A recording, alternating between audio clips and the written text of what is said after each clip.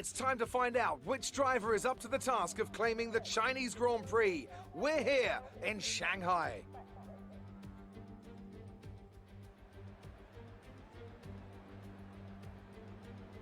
We start a lap here at Shanghai with the long, difficult right-handers of turns 1 and 2, the first of 16 corners that make up this 3.3-mile circuit. The incredibly long back straight provides the best passing opportunity of the lap, with speeds in excess of 200 miles per hour before the braking zone of turn 14.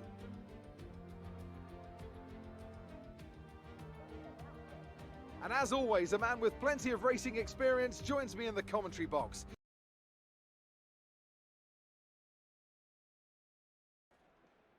Ladies and gentlemen, boys and girls, welcome back to Formula 4 Racing. I'm your host, CB Skate. Well, I was about to say with me as always, but no, not this week. He's not here. Housey is not here. He is away with the lovely family. We do hope everybody is well out there. Callum Tyler is in the chat already. How are you, Cal? I'm not going to call you the second son, my friend. But anyway, we'll move on. Yes, we are at the lovely track of China, and we had a cracking race in the Aussie division, absolutely belting race. And I'll tell you what, I had a great time in the commentary box. Of course, Mr. Pillars was my co-coms. As I did touch on before, Housey is away with the family. So, well, this week here, riding solo, and of course, well, it is him. Energetics is back. He's out there on track at the moment. The Old Spice driver. We've got Slothy Boy. Yes, Sloth, a bit of hype, mate. Well, I don't know about hype at this stage, mate. I am still lighting the coal fire here. Absolutely dropped us. We have a full grid, and it's fantastic to see zero full reserve drivers, to be fair. And, well, there you go. Absolutely stunning from this lot. And, well, coming towards the end of this season, of course. Well, 4 more to go after this one. And, of course, well, we're just got to get through China. And then we hit Azerbaijan. And, well, a little bit of a sneaky peeky here. Of course, Droftas, P2 in the championship. And, well, he doesn't mind these next few coming up. So he's one to keep an eye out for, of course. And, well, the new Portonian, as he's known around the traps. And, well, let's just see how he fares. And as we do touch on, of course, well, Q1, nothing to get too excited about just yet. Boys getting their eye in. Well, Energetic's about to get us underway anyway to get himself a timed lap in. And, well, we'll go through some history of this track, of course. Why not? As we've got Jess in the chat. How are you? We do hope you're well. And, well, you made it. She made it on time. How is that? Unbelievable. Great to see all of you people in the chat. And, well, Energetics out there on track. But, yes, we are at the Shanghai International Circuit. And, well, for the very few that are in the chat, we've got some trivia. Zerx, the graphics god. How are you, mate? And, well, he's back too. He's back too. Tell you what, last week, let's just touch on last week before we get through some track info. We came back from a little bit of a hiatus. And, well, I mean, I thought I was dreaming when I seen him on the grid last week.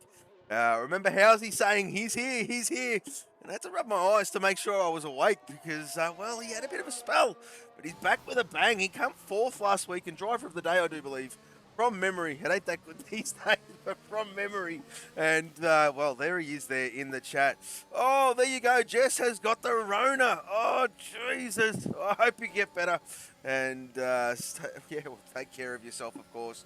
And I'm sure the Godfather will be looking after you, no doubt. But, yes, we push on. We push on, and, well, there you go, Energetics at the hairpin. So, yes, this track here is 5.451 kilometres, or 3.387 miles.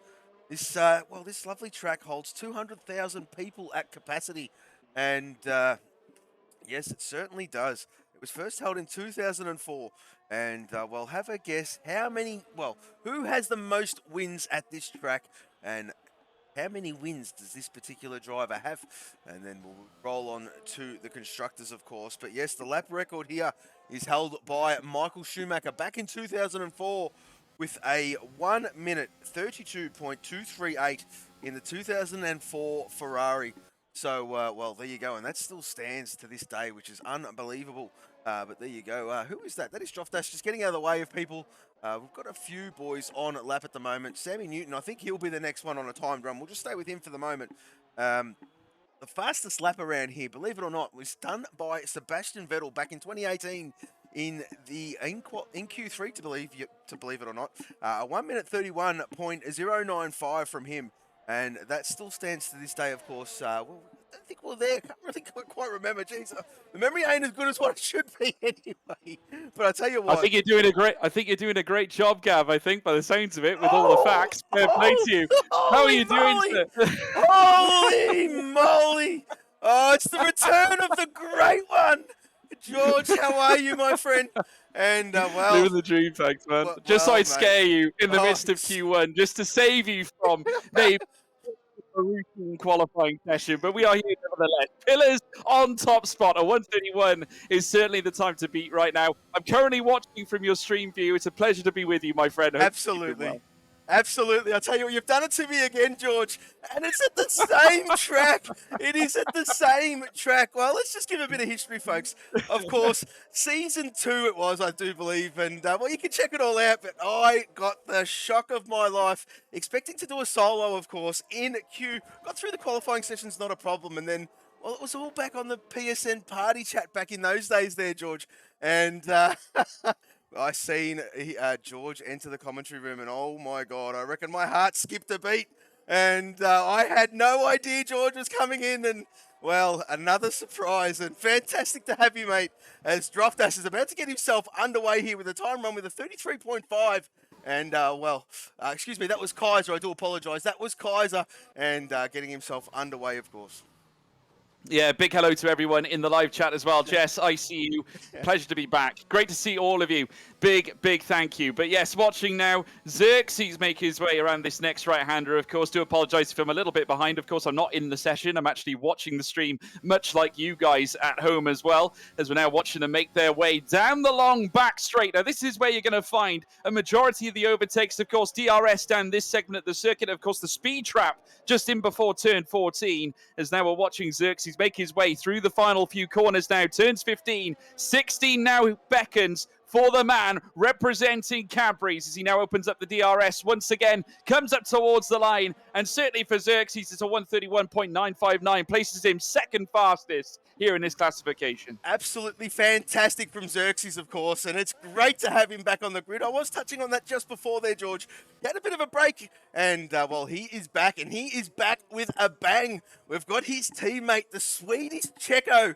I speak of Ann Denge. Now, Ann Denge, his form of late there, George, is a little bit up and down. I do know he loves a good driver interview, and he's been desperate to get back in the commentary box here, George. And well, we just hope he has a great race. Of course, does have some speed. He's just gone through turn 13 now, and well, tricky for some. It is going to be a place on this particular track where the back end of the car just does get unsettled that ever so slightly, and if you're not careful on that loud pedal, well, around she goes. We did see some of that in the Australian division, and well, just to give you a little bit of history of that. But yes, Ann Denge coming through turn 16, all flirting with track limits, but sets a 1 minute 31.485. Good enough for P2 at the moment now, George. Yeah, only just over or just under 3.5 tenths of a second. So he's made some good, steady progress.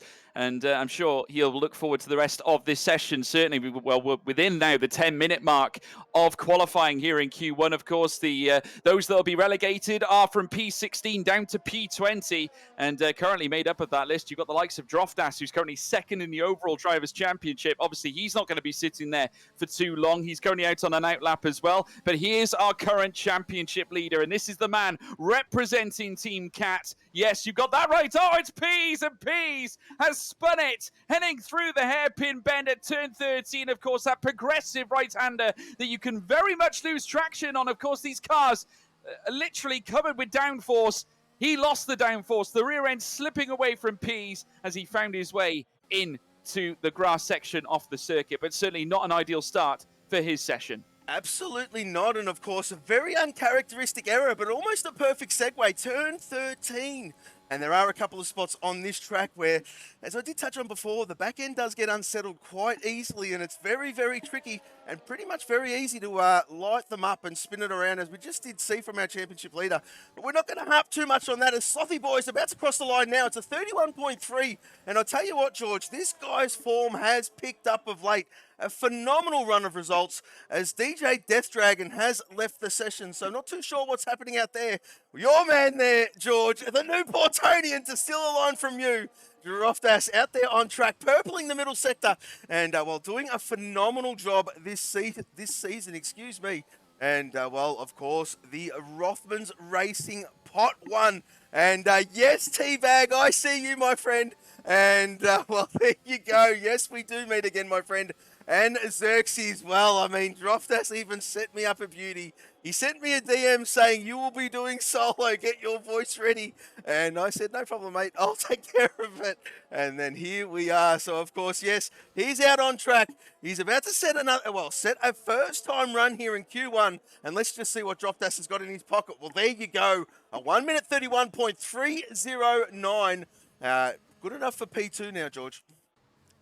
Yeah, very, very good start. Certainly for Droftas, good enough for second place.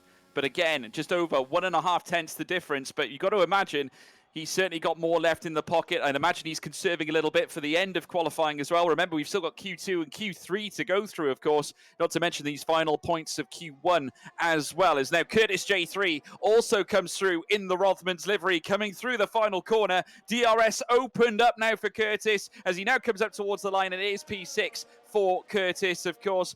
And I have to say, I hold a very special relationship with the Rothmans livery. It was the first livery I witnessed in Formula One to take a world championship. Yes. That, of course, being Damon Hill, who would take it back in 1996, as quoted by Murray Walker. And I've got to stop because I've got a lump in my throat. What a sensational livery, iconic in Formula One, and certainly as many fans would agree as well, I'd imagine. Absolutely, absolutely. And of course, the late, great Sir Frank Williams.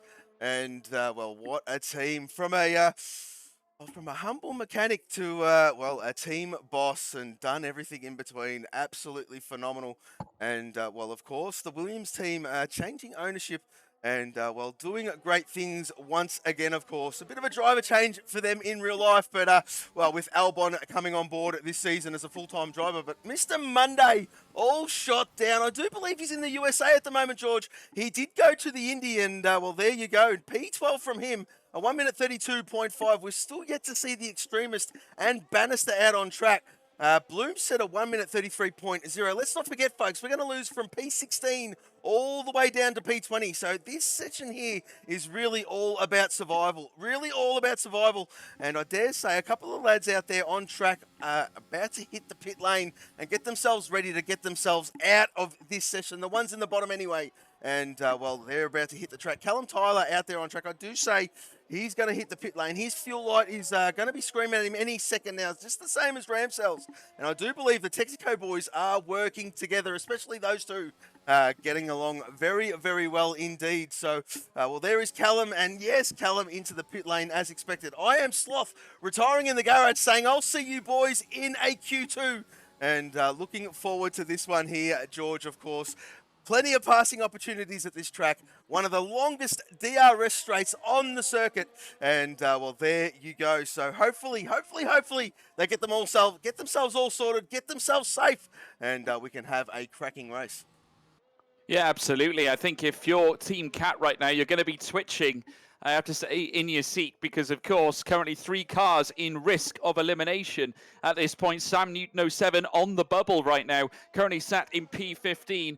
Bloomstar as well in 17th, in the Extremist YT currently down in 19th as well. Yet to set a lap time, though. But I still have to say, not setting a lap time with just under 5 minutes to go. Now, that's a very risky position to put yourself in and your team. And obviously, you can really see the opinions from the boys at the top. You can see the Ps now. P1 currently sat on top spot, the only man to break into the 130s at this point, with Pillars currently in second place. Droftas, of course, in third. Of course, the new Portonian, as I call him, back up there and representing. Currently sat P2 in the championship. As we alluded to, of course, the points gap between him and Ps currently sits at around about 41 points. So he has got a lot of work to do, but we've still got a series of races still left to go. So it's getting real nip and tuck towards the end. All the cars now bailing into the pit lane. We're going to be in for a very, very busy final 3 minutes, I think.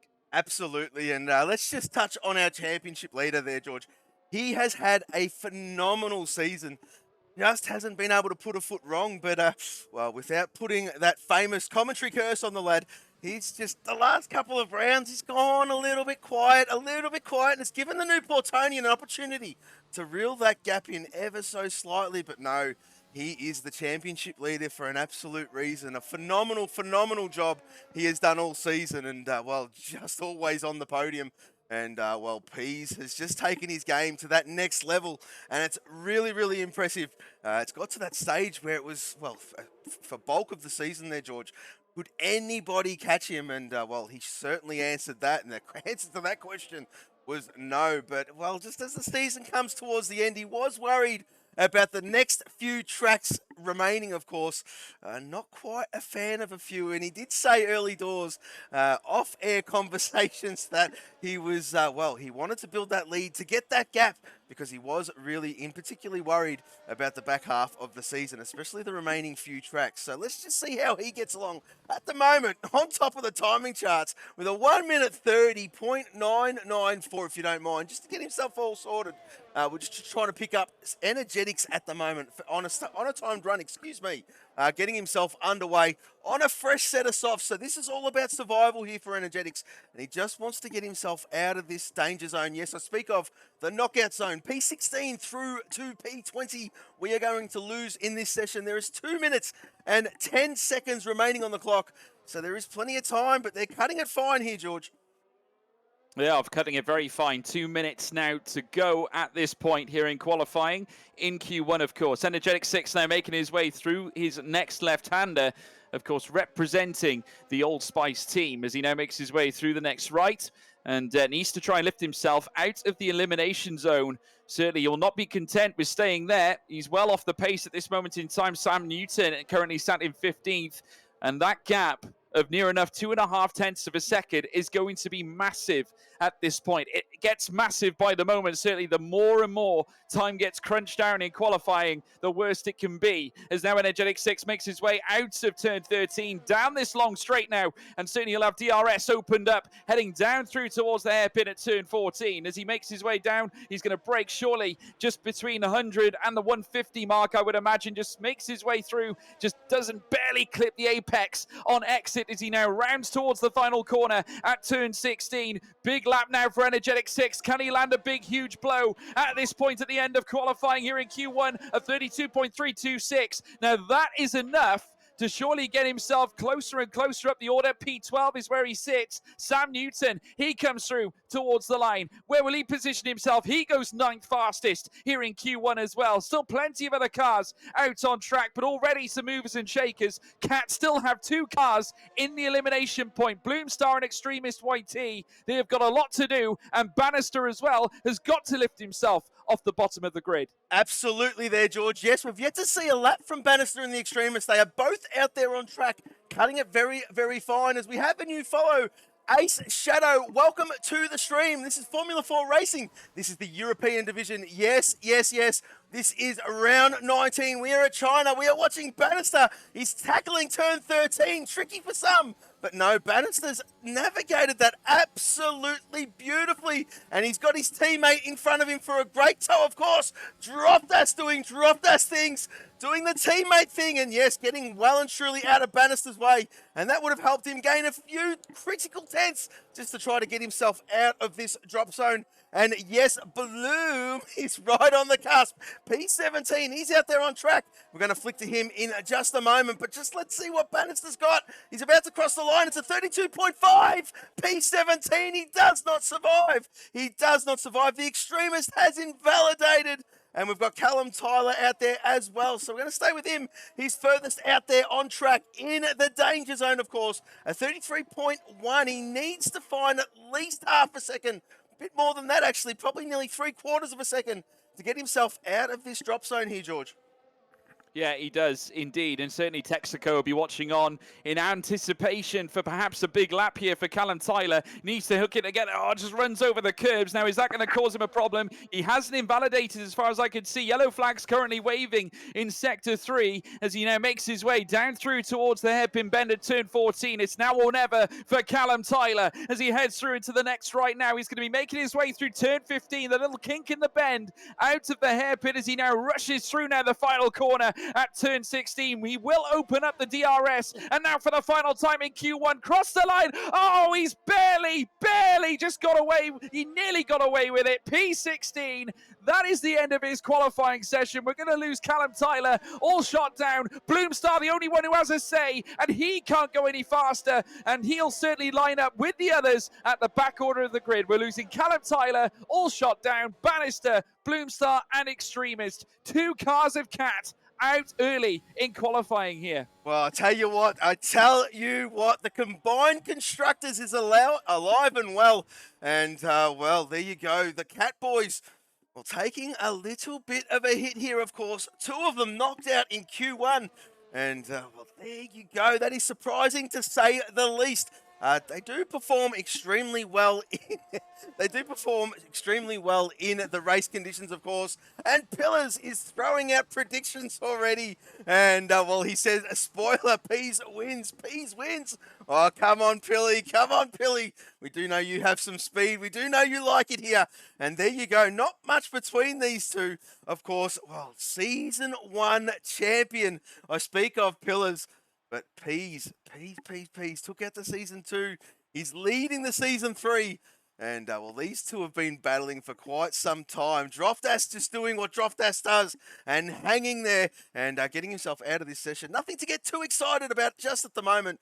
But there you go. There is our drop zone and the all-important Q2 session to follow.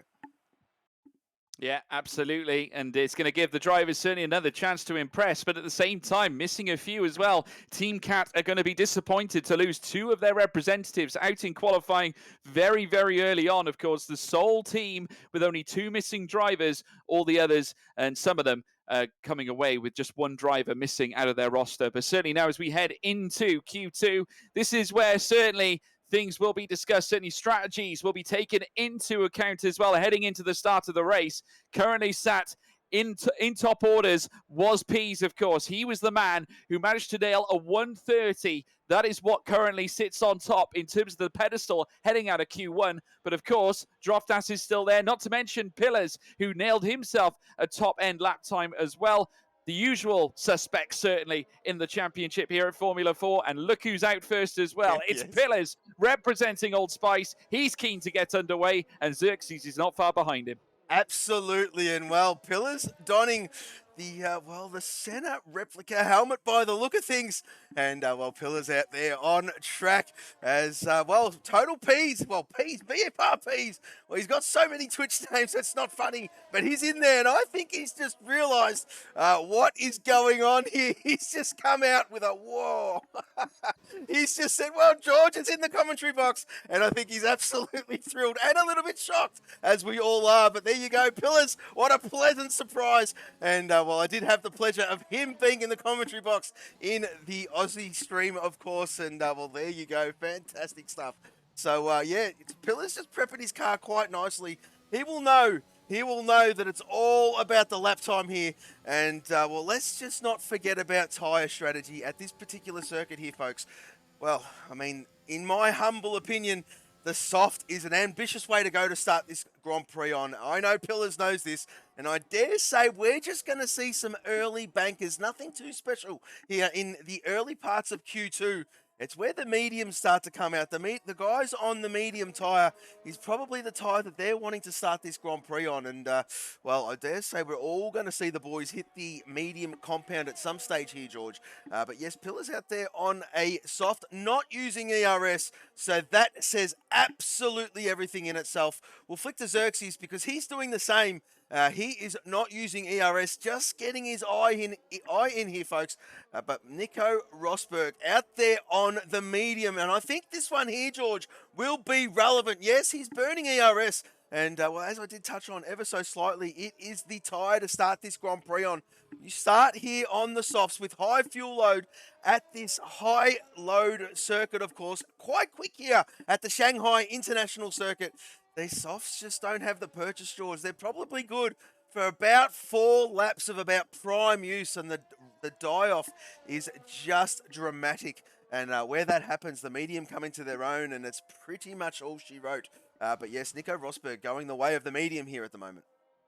Yeah, medium tyres, obviously the alternate strat being the more powerful. We've seen it quite consistently, certainly when it comes to F1 Esports, that's for sure, league racing as well. But not to mention the testing circuit of China. You touched on it there as well.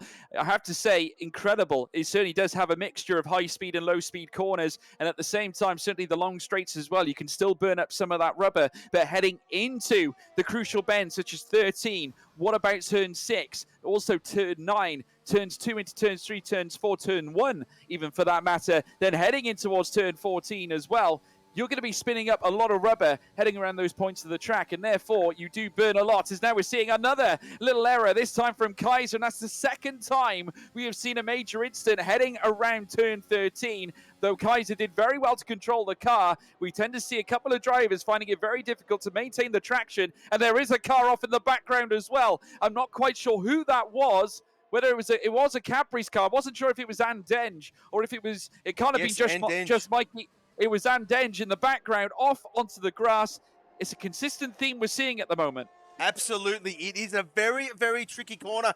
The load on that corner is purely on the left-hand side of the car, but it is cambered very dramatically, and the back end, just simply because of that reason, wants to get very, very light. It is so set up critical, and well, just being patient and let that car come to you, of course. And as Curtis, well, this guy here has impressed since he's come on board, and well, that is just a banker. We know he can go quicker than that. He went quicker in Q1, but 1 minute 33. As Sam Newton says, a 33.2. Throws himself up there on top at the moment. We've got Mikey G, one of the Welshmen, of course, out there on track at the moment on an outlap. He's on the soft compound, so, well, I mean, we're going to see this session ramp up any moment now. Might as well stay with Mikey G, of course. Yet to set a time, prepping his car, just navigating turn 13 ever so slightly, of course, even though it's only on an outlap. And we'll just go through this track a little bit here, folks. There is approximately 51 gear changes per lap. They're at full throttle, 54% of this race, of this lap, excuse me. And you lose roughly about 18 to 20 seconds for a pit stop around here. And so that's something to take into consideration, of course. Now, race conditions, the undercut is the way to go. The undercut is, well, on this game in particular, and most tracks on the game, is very, very, very powerful, but extremely powerful around here. It is not worth tenths. It is worth seconds there, George. So that is something for the drivers to keep their eye on. And, well, I mean, just use the track to advantage. There is a long way to go in this one. As, well, we're starting to sort this grid out. The men from the boys, as we've got Mikey G out there on track, purpling the Sector 1.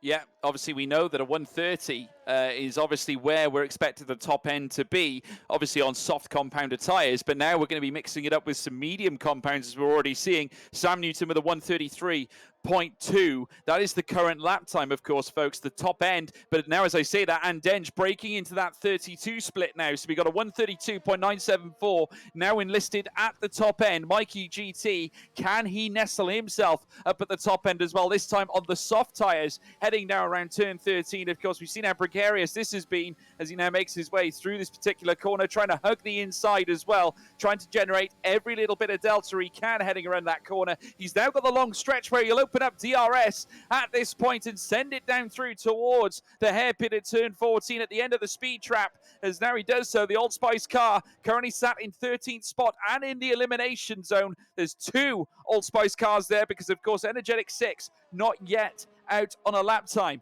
As now we see Mikey GT head round the final corner out of turn 16, comes up towards the line, and that will register a P6 lap time on the soft compound. Not brilliant. not the worst, but at the same time, he'll want to get ahead of a lot of those medium tyres. Absolutely. Not panic stations just yet, folks. There is still 7.5 minutes remaining in this session. Our championship leader has come out on track here, George. He is prepped his car quite nicely. He's out there on the medium, of course, and purpling the first sector with a first sector time of a 24.2. So for those people at home, just keep that one in your memory bank, and that will be a bit of a reference, of course. He is burning ERS. This will be relevant. And, well, there you go. Yes, of course, if you're new to us, this is Cat F1. This is our championship leader, and they are using a blue sponsorship sticker kit simply for what is happening over there at the moment, of course. I speak of none other than Ukraine. That is the way the boys are showing their respects, and that has been going on all season. So all credit to them. And, well, as Pease is on the back straight, navigates turn 13 absolutely stunningly, but you wouldn't expect anything less from our championship leader here, George. And well, this corner here, very, very similar to the mid chicane on the back straight of Abu Dhabi. Plenty of time to think about it, plenty of time to overthink it, and well, plenty of time to miss that breaking point as well. But none of that from our championship leader. He's about to set his lap of a 1 minute 31.9 whack. And if that's not a statement, I don't know what is. That's a very good time indeed. The only man in the 131s and goes against the grain entirely of the rest of the field. A whole second quicker and more to that of Van Denge, who's in second place. As now I Am Sloth comes around on medium tyres as well. We know that he's quick. Wow. He's no sloth. He's now across the line into P1, usurps that of Pease, who's now down into second place, but first fastest for the Sloth, a 131.876. A sensational visit. He'll enjoy that one. Absolutely. Absolutely he'll enjoy that one. And on top of the timing charts at the moment, of course, we're going to see the guys hit the track very, very soon. And he's going to ramp up any moment now, folks. And yes, as we speak of the devil, DJ is out there on track. Well, I dare say he's done all the things that DJ does, what he likes to do when he's sitting in the garage, of course. I've got the pleasure of knowing these boys and having known them for quite some time. And Xerxes hit the nail on the head in the chat. And yes, as I said, DJ doing DJ things. Curtis out there on track, the Rothmans driver. And as I did touch on in Q1 there, George, he has impressed phenomenally. Last week's winner was Curtis. Started from P9 to take out the win. And unbelievable stuff from him. Very, very consistent. And looking forward to seeing what he can do at this track. Of course, as I did say, yes, a Rothmans driver. And the Rothmans of late, especially the European division, have really just started to come alive. And they are on the hunt. They are chasing those Cat Boys. And it does show, considering there is only 2 Cat Boys left in the session, of course. And we still have 3 Rothmans. Yeah, absolutely. And if you look at the UK or the European one, of course, you've got Texaco currently on top of the championship. Rothmans are breathing down their necks as well right now. So this could be a huge day for the Rothmans team as now Curtis makes his way down towards the final corner himself. Of course, he's already got a sighter lap in of a 133. I firmly expect him to beat it and poleaxe it as well. Up into P3 he goes, a 32.5. He would have fancied better. He is still back behind by near enough 0.6 of a second. So he's got a little bit of work to do. Curtis, though, currently sitting in P3. He will be pleased, though. He's ahead of Van Denge and Sam Newton as well, who has set times on the medium tyres, ahead of Nico Rosberg, who's in 6th place, and, of course, Kaiser in 7th. But DJ Death Dragon now out on track. He is also on medium tyres and looking to nestle in a lap time of his own as he now makes his way up through the high incline section, leading up through turns 11 and 12. Now, this will head him through the next right-hander, heading down now towards what will be turn 14, where he will find that very tricky hairpin. You've got to make sure you get your braking point right for that particular bend as he now opens up the DRS, heading down now through towards that very tight bend. He's got a little bit of company there as the traffic moves alongside and to the outside just so he can get through, as now he makes his way out of the apex, heads through turn 15, turn 16 up next. DJ Death Dragon, is it going to be a sensation? We'll have to wait and see. Heads up towards the line with DRS open again. He makes his, 4th place. Not bad at all. A 132.666. Call the devil. That's not bad at all. Not bad at all from DJ Death Dragon, of course. Our resident Arnie. The new Portonian out there on track, purpling the middle sector at 51.8. So as we did touch on, there was a 52.4 as we did touch on early doors, of course, to keep your reference point. But Droftas has absolutely smashed it. He's on the back straight now, one of the longest straights on the calendar, folks. 1.397 kilometers to be exact. And, well, is that his teammate who's given him a cheeky little toe? It most certainly is. And that is the Rothmans boys doing what they do best. Of course, the Swedish Checo, I speak of Van Dench, does great teammate things. And, well, I mean, leading by example. And now the Rothmans boys are on board. And here comes Droftas. What's he got? A 31.9. Throws himself up into P3. Fantastic stuff from him.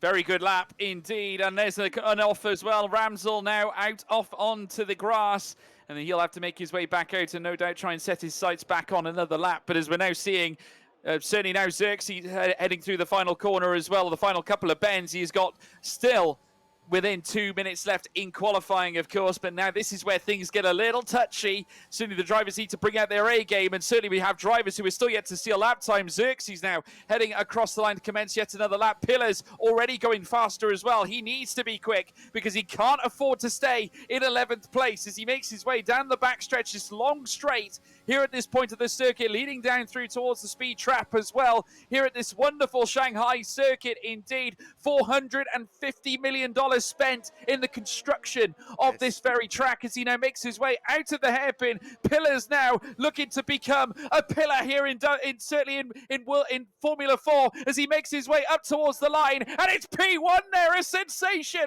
a 131.836 places him on top spot. In comes now Ramsel as well. He can't improve as we're now seeing just Mikey head on through as well. But how about that lap from Pillars, a pillar in our community? Absolutely. And I know Pillars, and you know Pillars very well too, George. I'm sure he's fist pumping the air, and absolutely stunning lap from that lad as we are watching Just Mikey getting a great toe from his teammate. And as I did say, the Swedish Checo doing what Dench does. Dench doing Dench things. Gets well and truly out of Just Mikey's way. He's got a couple more corners, one more corner to go, turn 16, as Sam Newton has retired in the garage.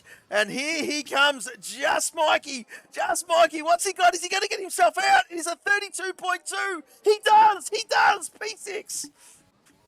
He's done it. I've got to say, a big turnaround for Capri's. They've got all three cars now in the top 10. Xerxes crossed the line into P10 as well. And Dench in P9. Just Mikey in P6. But what about Mikey GT now? Representing Old Spice. Heading round through the final corner. This is a big moment for him. Heads up towards the line. It's 7th fastest there for Mikey GT. Relegates Xerxes to that P11 spot, though. I'd imagine he'll be just as pleased with that because he will have his selection of tyres heading into the race as well. But what about Ramsel? Ramsel, who's currently sat in 14th for Texaco, makes his way around the final corner. Can he answer the critics as well? Up towards the line, and no, it's only P12 for Ramsel, but Energetic 6, this is going to be a big one. He's gone quicker in the second sector as he now heads through towards the next left-hander, a double left-hander of sorts, turns 9 and 10. He'll then have this semi-stretch as well, leading up towards turn 11, where of course you'll have to take the slight incline again. So easy to oversteer at this point of the track. We've seen so many issues around turn 13 as well. The Rodman's liveries are certainly watching on as Energetic 6 now poleaxes his way down the straight here, leading down towards the speed trap at turn 14. And certainly as he bypasses cars left, right and centre. This is going to have to be a last lap flurry for the Old Spice team as he now makes his way in towards the hairpin. Went very wide there, very wide. That's certainly not ideal. And now I think he might have backed out of it slightly. Heads through the final corner. Is it going to be enough to get... Oh, it's not. He's crunched it. Absolutely crunched it. And that is Energetic 6 out of qualifying. That is it. That is the session done. Xerxes slowed right up. And we do have our drop zone. Excuse me, folks. We will be losing P11 through to P15, which means we will be losing Xerxes, Ramsel, Sam Newton, Nico Rosberg, and Energetic 6. Of course, the best of the rest, Xerxes, the free tyre choice. And, well, be interesting to see which way they do choose to go at the start of this Grand Prix. But there you go. Very, very interesting to say the least. Xerxes out, Ramsell out, Sammy Newton, Nico Rosberg, and Energetics, of course. Pillars on top of the timing charts at the moment. Fantastic from him. And this is the session. This is the session we all look forward to. The glorious, glorious Q3, where the cards come away from the chest. A bit of a reveal, and we get to see who really does have the speed here at the Shanghai International Circuit. But there you go, in Q2, Pillars with a 1 minute 31.836. Fantastic lap from him, and Sloth not too far behind, just 4/100ths of a second. Have a look at that top four, just a tenth separating them. So I dare say we're in for an exciting Q3 here. Yeah, well, I have to say, I think Kaiser and Just Mikey, they're going to be so exposed heading into the start of the race. They will be starting on those soft tyres. It's going to put them at a distinct disadvantage now heading into Q3. Obviously, heading into the race, if you've got a strong majority on medium tyres, then I tell you what, it's going to be brutal trying to fend them off in terms of the strategy. So we're going to have to keep our eyes peeled as we're now watching, certainly the drivers now get prepared, ready for the start of this third qualifying session. Obviously, I want to hear from you folks. Please leave your comments in the live chat. Who is going to take pole position here in this race at Shanghai? I'm going to send it over to you now, Gav. Who do you think is going to clamber on board here? Oh, on the spot. But I mean, if history is anything to go by, I mean, you know what? I'm going to go out on a limb. I'm not going to go the safe bet. I am going to go Pillars. I am really going to choose Pillars. I was going to think about our championship leader, but no, I'm putting my money behind Pillars. I do know he likes it around here. And, yeah, I think Pillars might have the speed here. But as Walker enters the chat, and he does not think that indeed. Put your thoughts in, as George said. Get your your predictions in there, folks. And who do you think will take pole position? Of course, yes, Pillars out there on track at the moment. First one to blink, of course. We're going to see roughly this session broken down into two sort of lots, as we do every Q3. Well, back in the day where it used to be just an hour quali session. Well, we're a bit of an age reveal there, folks. But we push on, and it does ramp up just like how that session did back in the day. Well, I mean, we never used to see the big boys out on track for the first 40 minutes back then, and it was really the last 20 minutes where it ramped up. Very similar, to a Q3 session. Not quite as long, though. You see the guys come out on track. They all do roughly a quick sort of a banker, and then they all go back to the garage and then wait for this track to be at optimum for them, and all come back out on track, and whackety whack, whack, whack. They all throw them in towards the end. The object of the game is to try to set your lap right at the death. And, it is a bit of a jostle just to see how they attack that. But yes, nevertheless, Pillars to get himself underway here, George. And, for a man on the medium who set a blistering time in Q2 to put himself on top of the timing charts, yes, he is my favourite to take pole here, mate. Well, he'd be a good candidate, that's for sure. Of course, we've seen him take top honours in our previous session. He knows exactly how to certainly nestle in a top time. He's had a lot of practice at this circuit. We'll have to wait and see whether he can deliver where it counts. Of course, Q3 is, of course, where the grid will be decided, certainly in the top 10. So we'll have to brace ourselves now as we're going to be in for a real hellacious ride here at this point, folks, of course. Can he stop Pease? That is the question. Pease, of course, championship leader heading into this race week. And I have to say, it certainly does look like the cards are stacked in his favour, but can Pillars go against the grain here as he heads through the next left-hander now down this semi-stretch leading up towards turn 11? Of course, we've seen lots of action around this point of the circuit already. Spins are plenty heading around turn 13, and Pillars himself was very nearly the victim earlier on in qualifying where he just dipped it just a little bit too much and span it off the circuit as now he makes his way down the long stretch. He will have the speed trap, as I said before, at the end of this straight. This is, of course, where all the overtaking will pretty much be made with the long DRS straight. It will offer opportunities for 3 wides, 2 wides, 4 wides, you name it, as now Pillars comes out of turn 15. He's got turn 16 now next. It beckons as he now looks to set his first lap of this Q3 session up towards the line, and it's going to be a 1:30.639, a very good banker to get Q3 underway, but we know they can go faster than that, Skate. Absolutely there. Absolutely. Great banker lap, as we did touch on early doors. And his teammate in Mikey G is about to cross the line any second now. And I do believe that's the new Portonian behind him. Let's just flick to him as Dropdash goes P2 with a 1 minute 30.7. We have got a Texaco boy out there. That is DJ Death Dragon with a 1 minute 31.6. So they're about there and thereabouts at the moment.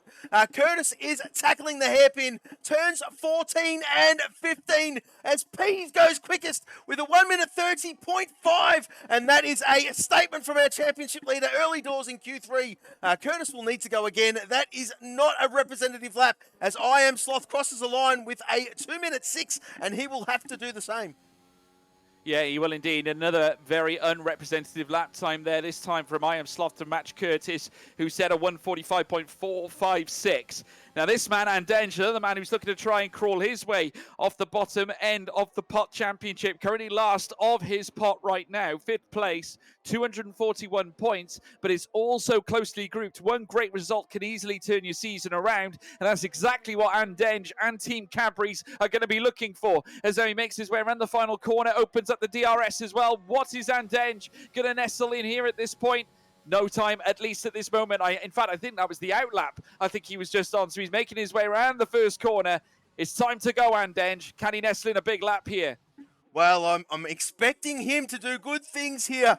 He's, as we did touch on early doors, been a little bit quiet has Andenge for our Swedish Checo, but purpling the first sector here, George. And, well, expecting him to have a good showing here, of course. Most of the guys out there on the grid, well, especially in this Q3 session, have done their laps, of course, except for Curtis and Sloth, even though they've registered, is not representative. I do believe Curtis is furthest along. I might flick up to him. His fuel light screaming. He's not going to set a lap. I Am Sloth will stay with him, of course.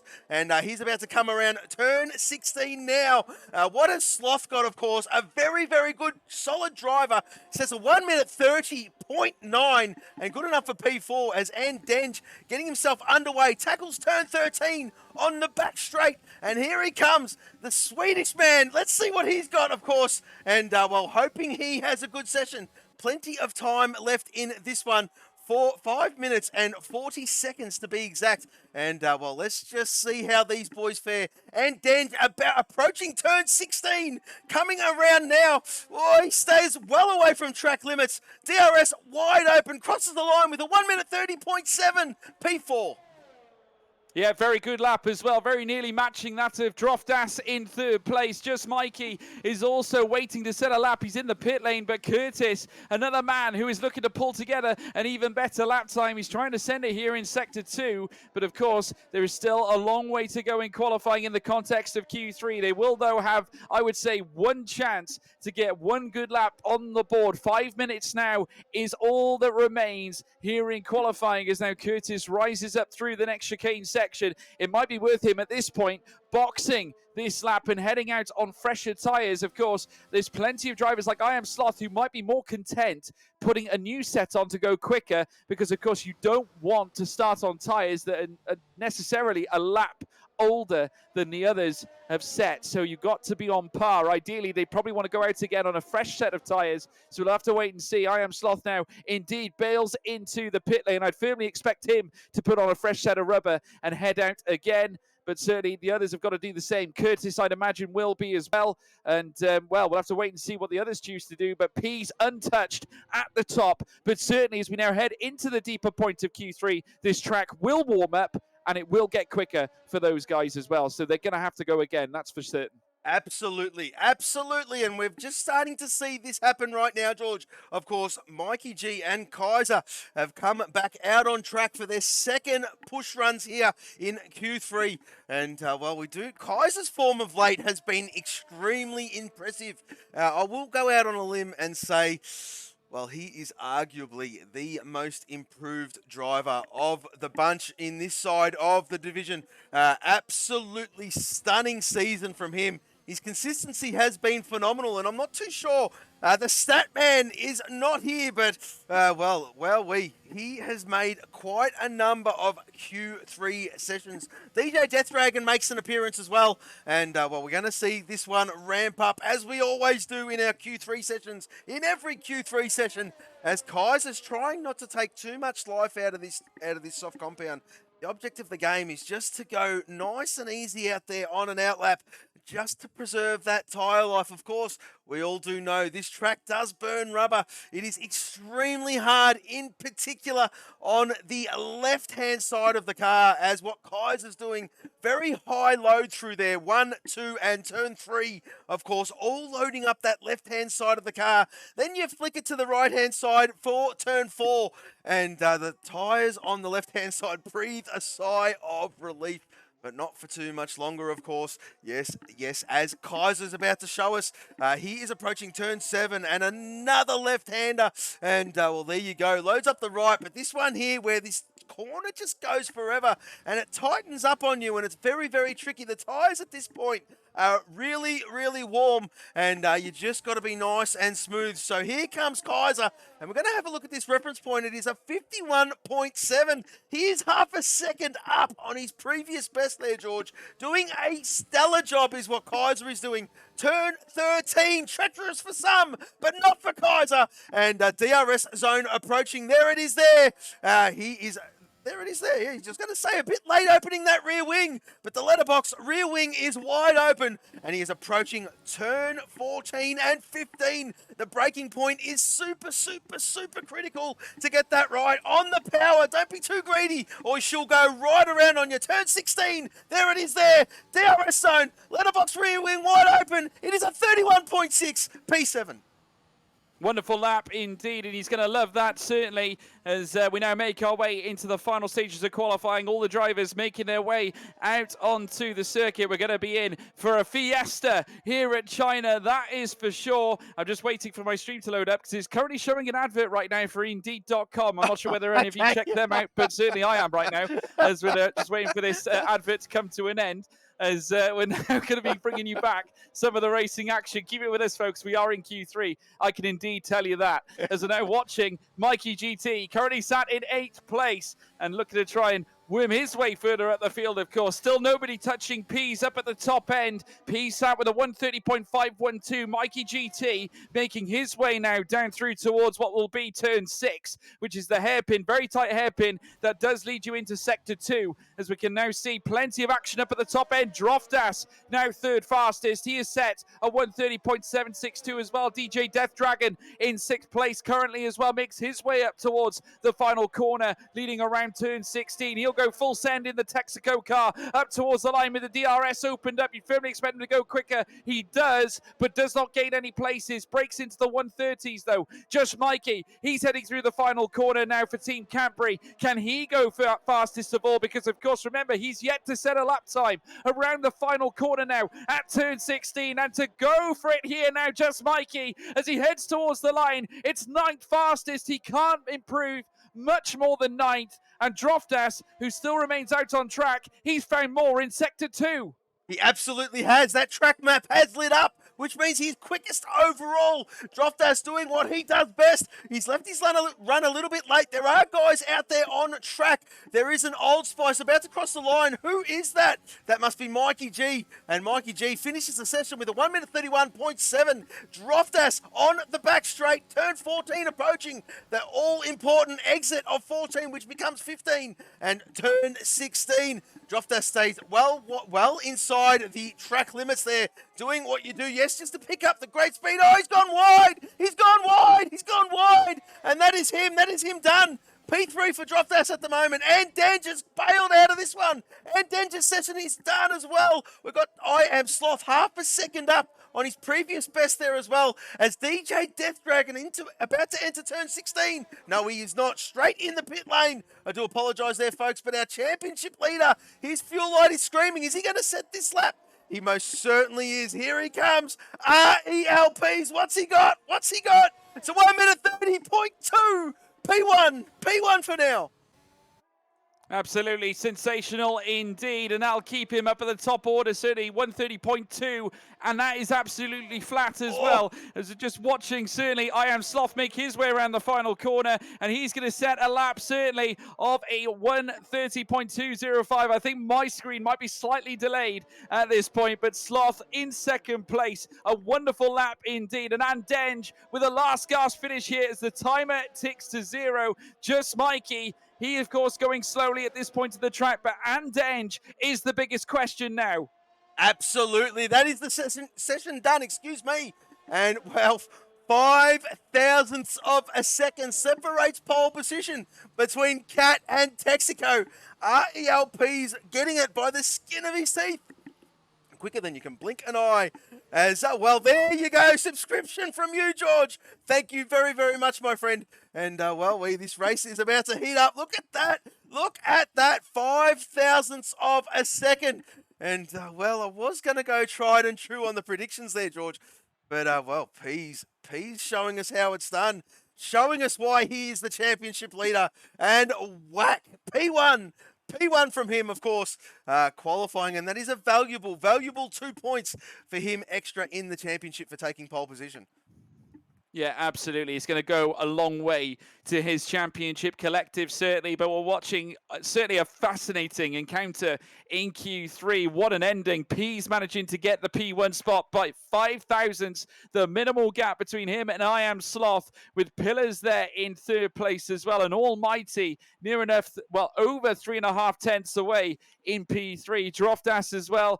Could he have expected more? Could he have got more? I think he would have felt that he could have got a little bit closer to the cars ahead of him. He's still within approximately half a second to 6 tenths. We'll have to wait and see whether he can nurture something more positive heading into the race. But the first lap is going to be so crucial. Who's going to lead in towards turn 1? It's going to be between two guys who are pretty much equaling each other pace-wise in qualifying. Peas or Sloth, who's it going to be? Absolutely. And while Xerxes is in the chat, Xerxes, is it possible you can flick George an invite to the lobby? He's going off the stream at the moment, and we'll save. Well, I don't have the game on my PlayStation. Well, there you go. Well, that explains it. And you're doing a phenomenal job. Sorry, mate. Sorry, I do apologise. Scratch that, Xerx. Scratch that, my friend. But yes, we will. We will push on. We'll push on nevertheless, of course. Yes, the formation lap approaching. And, well, this is a chance for the drivers just to take their deep breath, get themselves right, get themselves ready. Think about the start. Think about the launch. Of course, the pinch point, that is turn 1, turn 2. It just keeps tightening up on you, George. It is a phenomenal corner, especially at full tilt here. You really throw it into turn 1. It is quite phenomenal. And P's going a little bit wide there on a formation lap. I Am Sloth tucks in behind, and he's probably scratching his head thinking, what is going on here? As George gifting 5 tier 1 subs. Thank you very, very much. And, well, giving one to Sloth, Walker, Chewy, and Peas. Fantastic stuff from you there, my friend. And, well, Iviano, I think that's how you say it. I do apologise if I got that wrong. But yes, Pillars out there on track as well. P3 at the moment. I'll bring up these telemetries for you, lovely people at home. And there you go. You can see what's going on regarding the tyres, what they've decided to do. Of course, Droftas P4 on the medium. And Denge, our Swedish Checo, there in P5 for the Cadbury boys. DJ Death Dragon, another solid qualifying performance from him into P6. And Curtis, as I did touch on before, this boy does have race pace. He's a very, very good driver. We've got Kaiser, interestingly, there on the soft compound. Just don't know, George. I just don't know. The guy's starting on the soft. I'm not quite confident. We do know it is going to hurt, especially early doors. Mikey G there in P9 on the medium, of course. And Just Mikey rounds out our top 10 on the soft. So these guys on the softs are probably trying to get away pretty good off the line. And it is all super critical for them to get a good launch. Xerxes, the best of the rest, P11. And we've got Ramsell there in P12, one of the oily boys. Yes, I speak of the chiropractor, Mr. Ramsell, P12. Another great showing from him. Sam Newton, P13, followed by Nico Rosberg. Of course, Sam Newton and Nico on the hard compound. And, well, interestingly enough, they're going to take a bit of a hit at the start of this Grand Prix, being very, very slow, of course. They will come into their own, of course, but a little bit later on. Energetic 6, P15 from him on the medium. Callum Tyler, P16. Mr. Monday on the hard compound, P17. Bannister, P18. Loomstar, P19. And the Extremist out there on the medium in P20. Yeah, absolutely. They're all about to get set onto the grid. I'm going to let you take the start, Gav, because I'm going to be a little bit late, I think, on this one. No problem, no problem. I was trying to get you. I was hoping, but you are here and you've surprised me anyway. But here we go. We've got 2 lights, 3 lights, 4 lights. We have 5 lights. And we are go here at the Shanghai International Circuit. What a launch from Peas. What a launch. Unbelievable stuff. 2, 3, 4 wide going into turn 1. So far, so good. Have a look at this. I think we've got a wide Xerxes. He brings it back in. No, that was Andenge. But so far, so good here, George. All through unscathed. Turns 1, 2, 3, and 4. All done. Navigated absolutely beautifully from this slot. Fantastic race start from this bunch. Very good start indeed from Peas as they went in towards turn 1, certainly side by side, many of them as they head through now towards turn 6. A nice diving maneuver from DJ Death Dragon on that occasion on Mikey as they make their way now down through towards turn 7. The swinging sections out of turn 7, 8, 9, soon to be 10 as well as they now whittle their way through. Certainly we got some 3 wide situations, some battles in the midfield as now Nico Rosberg getting straight into the fight. They head down now in towards the next double left, and still you can see the Old Spice cars getting right and mixed up in the fight, certainly in the midfield, as now more of them start getting squirrely on the exits, sending it now up through towards turns 11, 12 and 13. In comes now the car, the Extremist YT now into 15th place with Nico Rosberg now down into 16th. Carnage at the start, chaos aplenty as you can see them all fighting in the background. Wow, look at them all trying to find the toe on the back straight on lap 1, believe it or not. We're not going to have DRS for the first 2 and a bit laps here at the magnificent circuit here in China. Peas leading the way. Peas leading the way. Only on lap 1, of course. There is a long way to go. But yes, what a start from him. What a launch from him. And, well, the reason why he is on top at the moment, of course, Pillars there in P3. And look at this deep. Well, when it is enabled, look at the train there, George.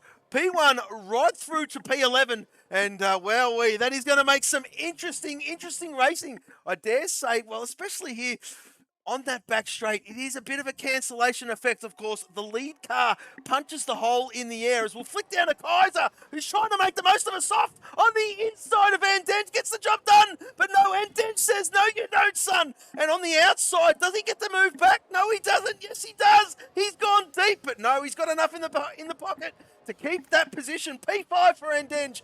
Great racing from Kaiser.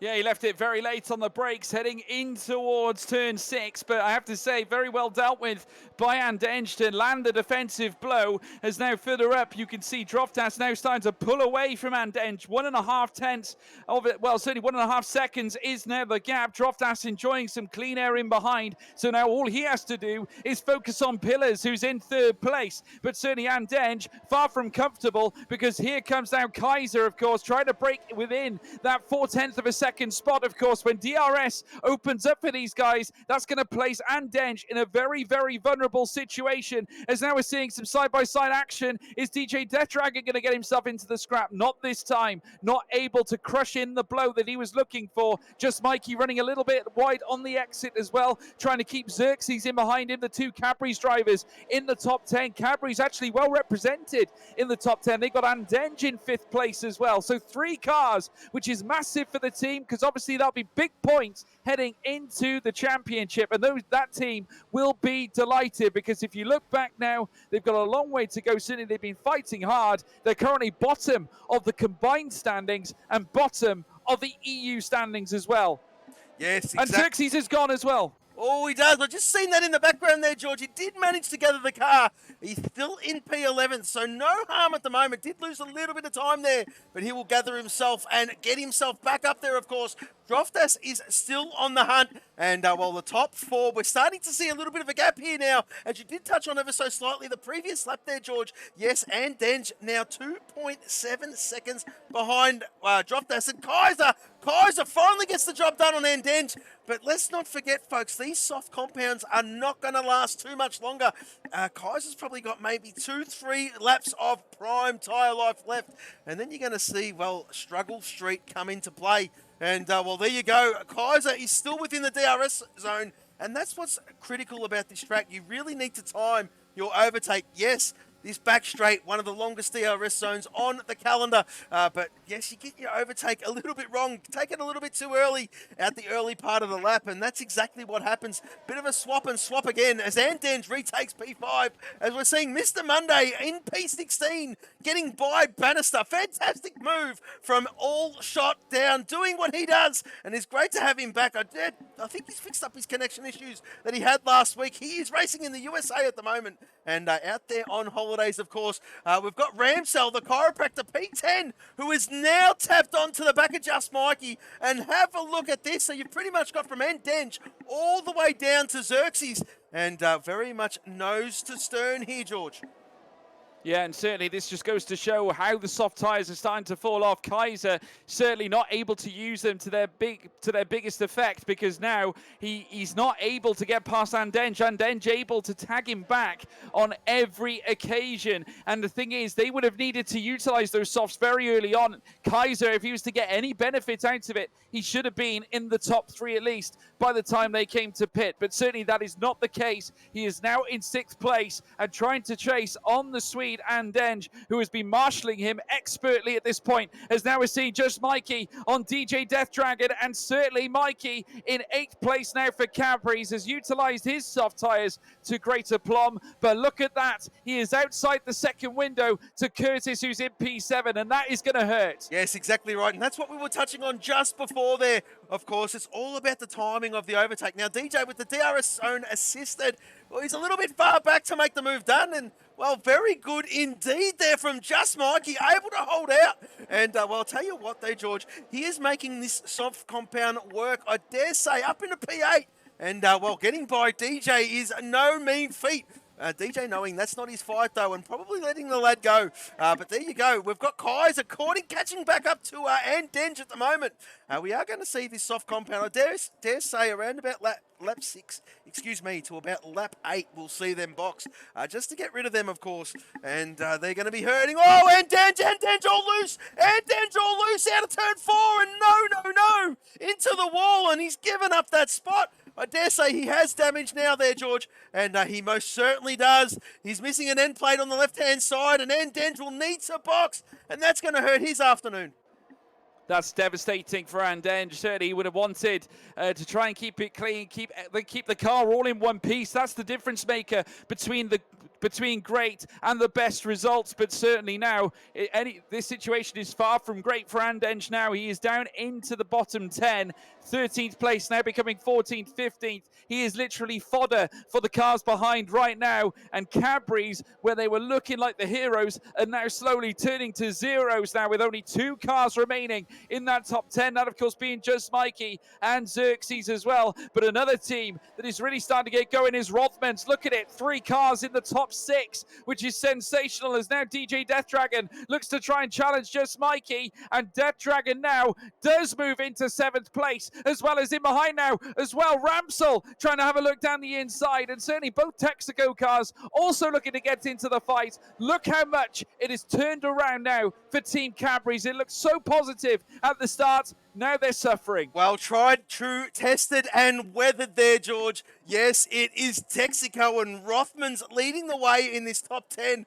Texaco boys have really come alive. They do what they do best. It is all about the turn up on race day, and that's what they do. Phenomenal start from them. Of course, yes, it is starting to shape up how your eyes are used to seeing it. Of course, yes, if you are a regular viewer, you will know that those Texaco boys have done a stellar job all season, as well as the Rothmans lads of late starting to come back into it. And it does show there, in the top 10, we've got 3 of each in there. And, well, P's trying to check out at the moment. But let's just touch on IM Slot doing a stellar job hanging on to P's at the moment. This is unbelievable.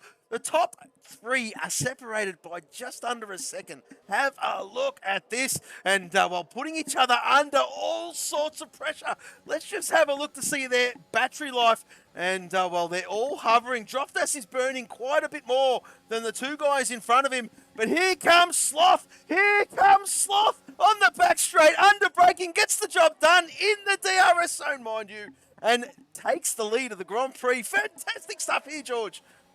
He's been consistent. It's been a superb visit from Sloth. He, of course, now trying to scrap here now in front in this race, of course. Fourth in the pot for pot one, and has got Pillars ahead of him, as well as Droftas and Peas. How much would it mean to him for him to usurp Peas, who immediately comes back at him, heading around turn one side by side, as they now make their way through the first few corners here in Sector 1 here at China. And Peas on top now as he retakes the lead here of this Chinese Grand Prix. In behind as well now, I Am Sloth has got to lick his wounds and come back fighting. He will have more chances though. DRS will be active for him down the long back straight, and you can bet your bottom dollar that he is certainly going to use it as they now make their way in towards the next left-hander out of turn 7. They'll have turn 8 next as well as they come through the snake section, the S section here at China. They've then got turn 9 after this one, and then turn 10. This will then lead them down that next back straight. This is where Sloth can sort of gather himself,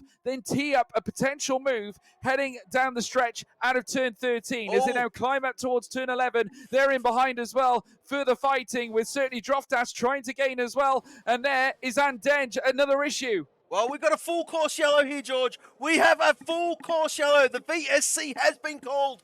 Not too sure what that was for, folks, but that's just neutralised it ever so much more. And, well, they would have to adhere to 40% here, folks, is what the speed is that they have to adhere to, of course. There is a delta in their top right-hand corner. And, well, it does tend to catch you out, but as a driver, 3/10 is 0. 3/10 is 0. Always leave that little bit in the bag just in case. And, well, there you go. We're seeing some early pitters, and Peas and Sloth follow each other into the pit lane.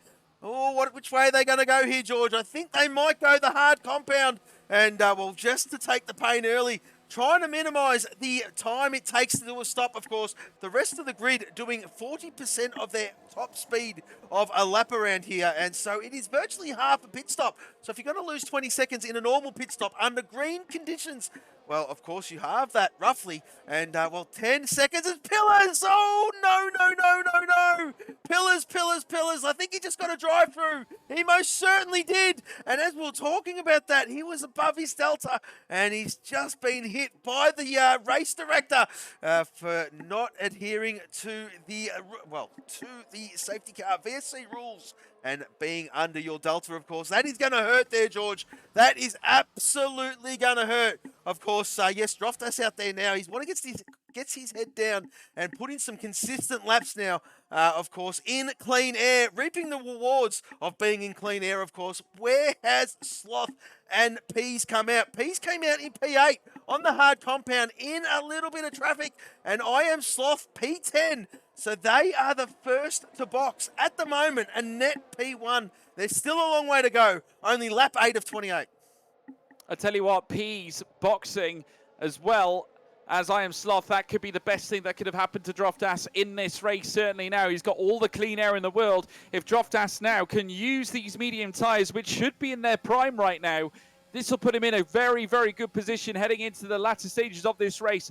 Virtual safety car or not, I don't think it was the right time to make the move. We got some battles happening further up as well. Peas scrapping with Energetic 6 as they head out of the hairpin bend now out of turn 14, round turn 15. Peas moving up into 7th place. Knows that he needs to start putting in some decent lap times on this hard batch of tyres. In behind, Energetic 6 running so wide, heading out to the final corner. I Am Sloth now, crucially enough, 2 back markers or 2 cars separate him and Peas right now. This is far from ideal for certainly I Am Sloth. Absolutely there, George. And, well, he would have seen Peas get through Energetics, and he's just trying to pick his way through. with as little risk as possible, of course. And we're going to see a move here. I Am Sloth under braking on the extremist. Oh, he's gone deep. He's gone very, very deep. But I think he's managed to do enough to keep that position. And I Am Sloth, well, trying to follow Peas through up into P9. We did see early doors. These guys were no more than half a second away from each other. And you can just see what Sloth is looking at now. He's got energetics to combat now. And, these boys are trying to make the most of a bad situation, of course. They pitted under VSC, which is good for them. And, Dropdash trying to do what Dropdash does. Let's have a look at the leader, the gap to the leader. Well, there you go there, George. I Am Sloth, 17.9 seconds from the lead. So if Dropdash was to pit now, they would still re-inherit that lead. P's 15.8 seconds and closing. So, well, they might have just read an absolute blinder here, mate.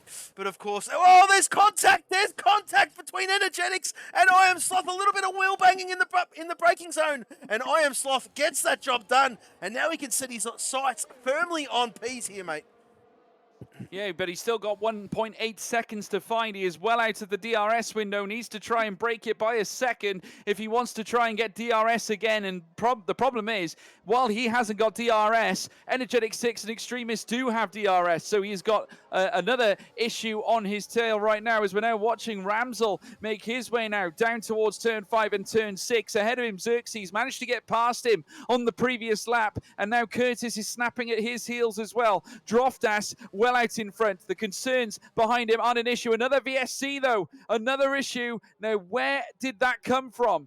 That looked like it might have been, was it from the first sector or heading out of sector 3? We're seeing cars come into the pit lane. That might be a routine stop, but I can see already Sam Newton. Oh, there's a front wing on Bloomstar's car. That could be a contributor. Is Sam Newton's car okay? They are going to work on Nico Rosberg's car. I wonder if there was a collision somewhere there. Well, all three of those guys getting front wing changes. I speak of Bloom, Nico, and Sammy Newton. And, we are under... Oh, no! Bannister speeding under VSC. And that's what happens, folks. And where is Bannister? Where is he on track? Let's just have a bit of a look.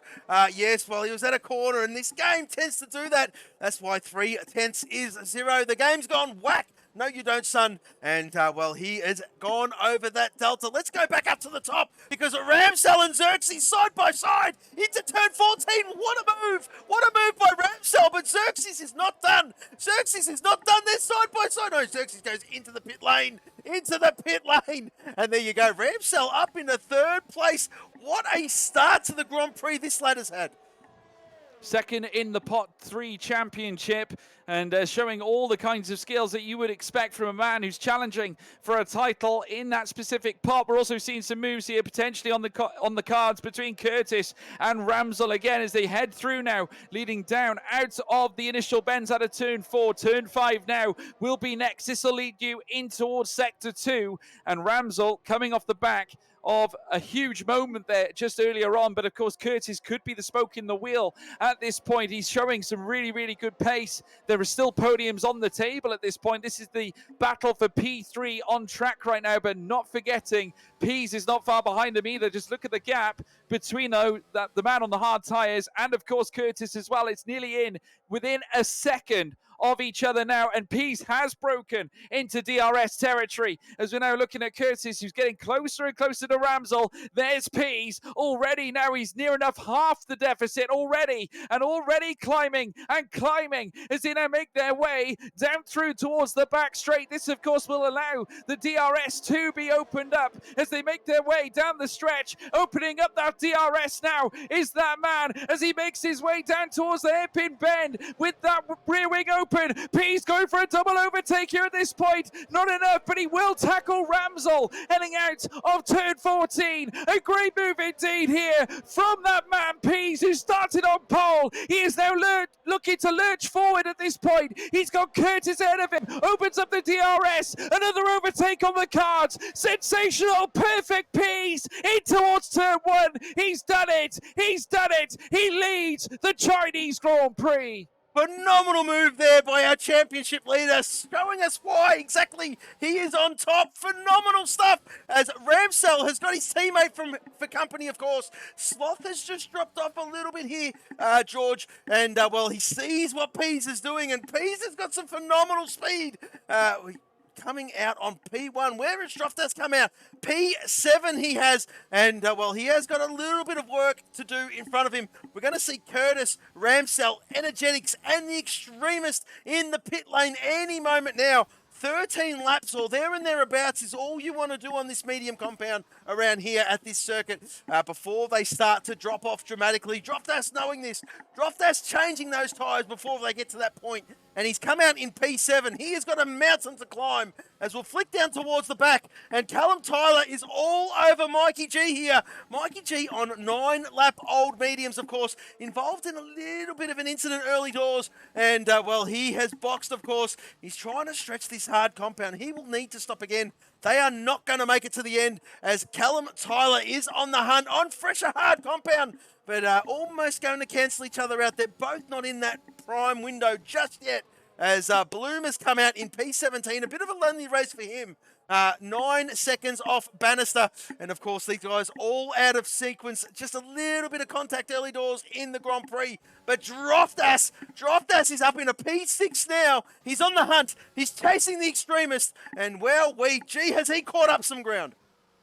He certainly has. He's doing some wonderful stuff right now. It certainly has been a battle between all of them, but Droftas now right on the rear of the Extremist, looking for that P5 spot as they now make their way around this next left-hander. Certainly the new Portonian, baying for blood, went for the later strategy. Can it work as he now makes his way down through the outside now of the Extremist, heading it towards the next right-hander. The Extremist goes deep there, and now the switch back here from Droftas as they make their way in towards the next left-hander, side by side now. Wow. As they head out of turn 7, turn 8 next as well. Droftas will have the inside line at the apex. He'll have turn 9 as well next up as now the Rothman's car makes its way through. Is it enough? It certainly is. The Extremist, an Extremist no longer. Droftas now into 5th spot. What a move there from the new Portonian. He's got Energetics in front of him, and I dare say he's going to dispose of him very, very quickly. Of course, yes, Curtis, as we did touch on early doors, Curtis Energetics still yet to stop. And who is that in the background? That was the Extremist getting it all wrong coming out of turn 13. Very, very, very wide indeed. Kaiser is all over, all shot down. DRS zone approaching. Can he get it done? Rear wing wide open. All shot downs are sitting duck. He certainly is. And that is a job done for Kaiser on the back straight up into P7. Great race from him.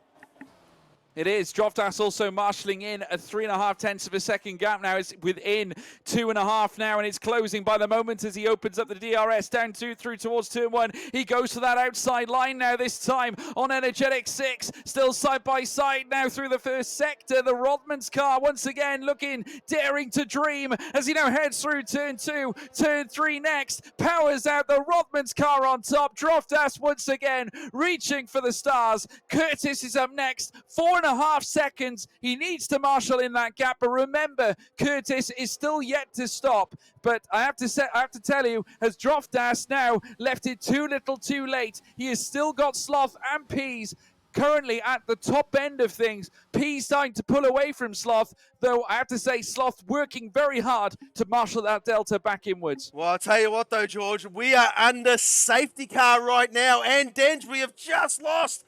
And, well, this bunches the field right back up here, mate.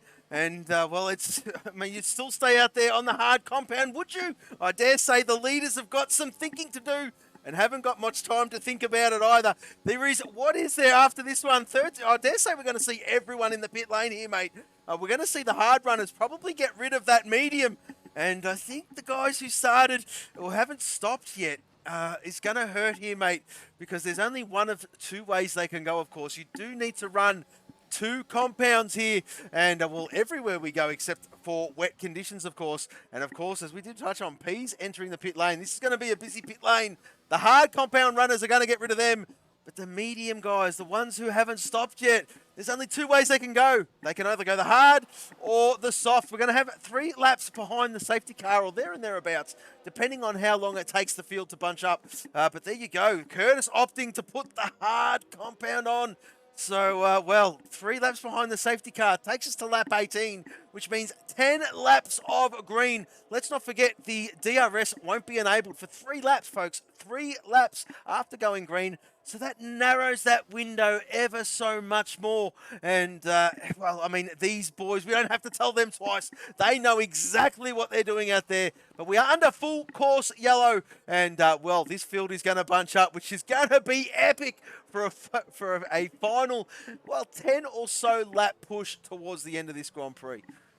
This is exactly what Pillars needed at this point because, of course, he was so far down, suffering that drive-through penalty. Of course, now strapping on his hard tyres. He's only had them for 2 laps. He will also conserve them under safety car rules as well. So now heading into this deeper part of the race, P8 and getting a tow from Droftas as well. That will be a big help, certainly for Pillars. He'll probably use Droftas at this point because, of course, Droftas will have his fresh medium tyres on. And with the group all bunched up, with Energetic 6 leading the way, Kaiser in second place, Peas and Sloth obviously on their new compounded tyres. We're going to have such a fantastic finale of this Grand Prix, certainly with this safety car out and about. The Deltas are going to be certainly smudged inwards. Certainly no one is going to be without a chance. It's going to be a wonderful restart, certainly with just over the halfway point, lap 15 of 28. I tell you what, this is going to be a sensation. Oh, I'm looking forward to this. Looking forward to this, George. You might be the good luck charm, mate. Of course, these boys do a phenomenal job week in, week out. But, well, we've got some time. We're going to touch on it briefly again, of course. Season 2, China. And what a finale we were treated to that day, of course. The last corner of the Grand Prix, if my memory serves me correctly there, George. I think it was Blaze on the inside, and what a finale that was back then. And, well, doing stellar things here at China yet again, this particular group yet again. And, well, there you go. Sloth in 4th position. He is just shadowing Peas, isn't he? He's been there and thereabouts all day. And, well, that safety car helped him out quite a fair bit too, because let's not forget, when he did come out a couple of cars behind. Peas was able to get that job done, picking his way through the field. And Slother just took him a little bit too much, a little bit longer than what Peas did.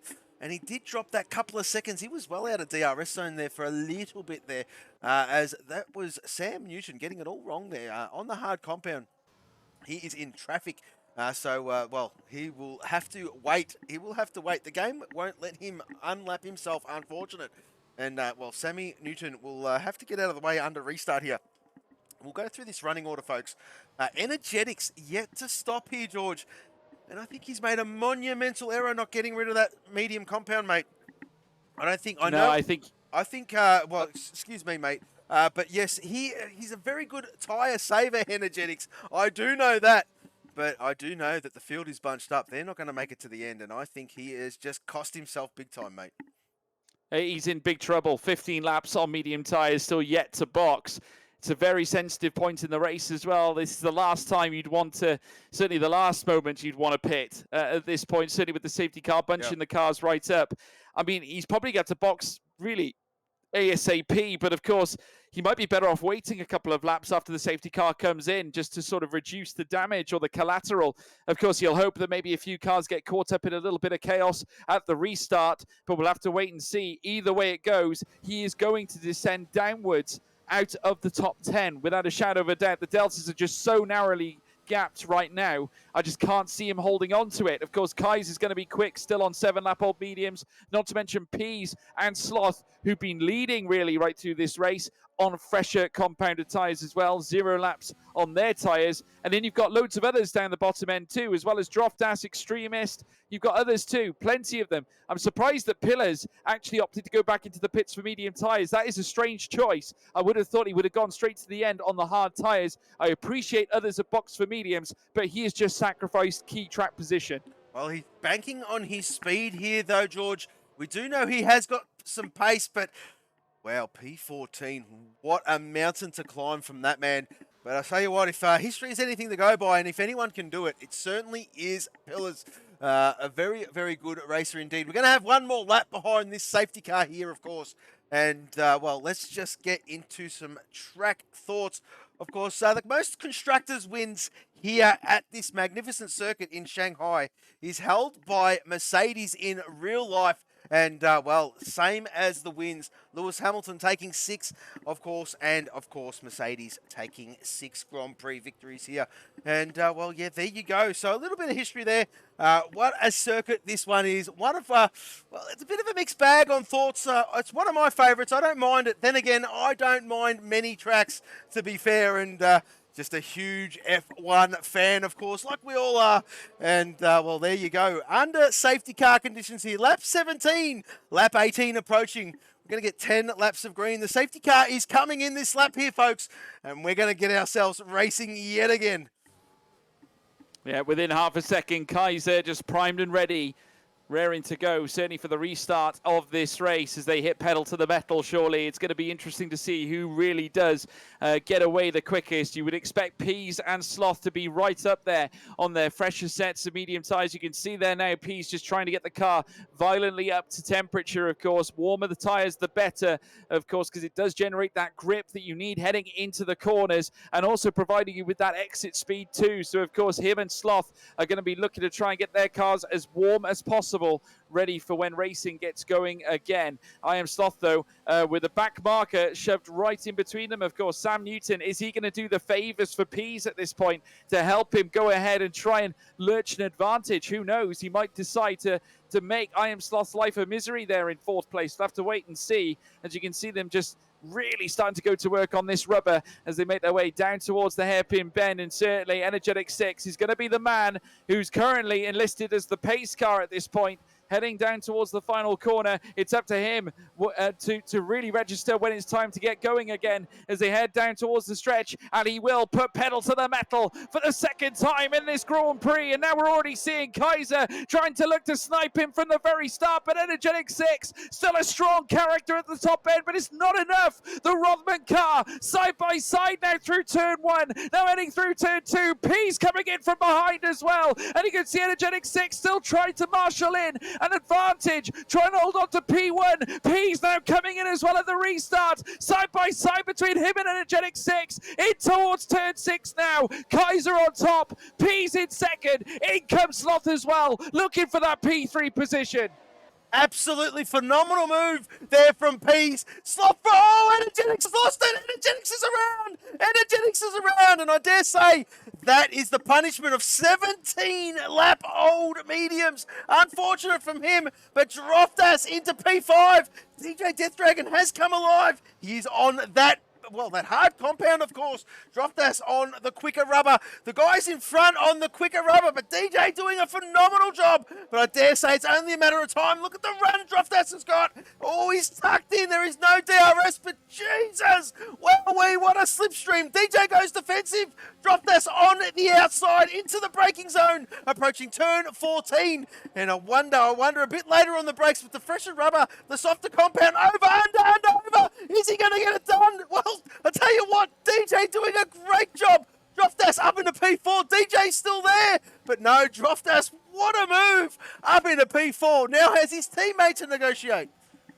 Yeah, you have to wonder whether Kaiser will let his teammate through. Certainly he'll be aware that Droftas is on fresher tyres. It would seem silly not to allow his fellow Rothman's compatriot here go through. At this point here in China, the new Portonian really starting to light things up. The safety car was a great opportunity for Droftas to reel in the delta. And now that he has, he can see the 2 race leaders ahead, of course, with his teammate just ahead of him as well. Kaiser, surely he's going to look behind him and see that Droftas is surging up on his rear wing, and certainly as they come through now, turn 7, 8 and 9 as well very, very shortly. Kaiser, is he going to open the door for his teammate as they now make their way in towards the next left, or will he look to give him DRS at some point? I'm not sure whether it's become active again or not, but as they make their way down through the next straight, opening up the energy now is Droftas, really starting to push, trying to nestle in some good laps, and now we're already seeing a retirement, and certainly Sam Newton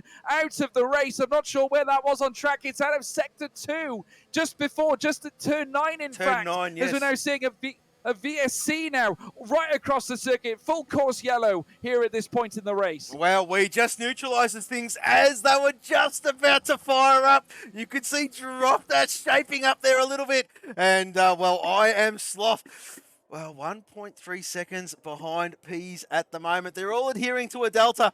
I was looking at the gap towards the back here, though, George, and Callum Tyler was doing his thing. He was about to make a move on just Mikey. As DRS has been enabled, we are under green, and we've got an 8-lap run. Whoa, where we, Callum Tyler, all loosey-goosey coming out of 16, and just cost himself a bucket load of time. Nico Rosberg doing his thing as well. He's on the chase. He's got Bannister for company. But what has happened to the Extremist? Oh, he's around turn 1, turn 2.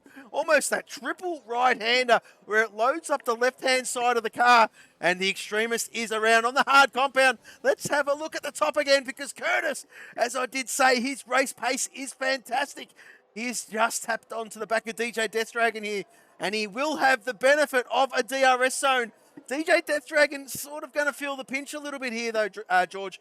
He is, well, out of the DRS zone of Droftas in P5, of course, and he's got 2 guys behind him. Mr. Monday, P7. I'll tell you what, there's a reason why he is Mr. Monday. Jesus, does he turn up. And fantastic to see him up there again. A great drive from him so far. Of course, 8 laps remaining here at the Shanghai International Circuit. So far, it's been a belter. It has been a belter. It's been one to remember, and certainly as now Curtis makes his way out of turn 13. DJ Death Dragon ahead of him by half a second as now they make their way down the stretch. DRS opens up now this time as they make their way down through, and Droftas is let through by his teammate as well. A very vital moment in this race, and now Droftas has been released to go chasing after Sloth in second place. Peas, though, has blitzed Sloth away. 1.1 seconds the gap between that pair as Callum Tyler and Bannister start fighting as well, trying to get that 12th place spot, and Callum Tyler has done it. He's got ahead there of Bannister and held on to that 12th spot as well, with Nico Rosberg also primed and ready. Pillars moves up to 8th spot, goes ahead of Ramsel as well here at this point in the race. 7 laps of magic remain here in this Chinese Grand Prix. Peas is on top. He's just stuck another 10th of a second on I Am Sloth as well. He is absolutely searing at the moment. Absolutely, and when you were describing that, whack, the fastest lap of the race he just set, and he is on a charge.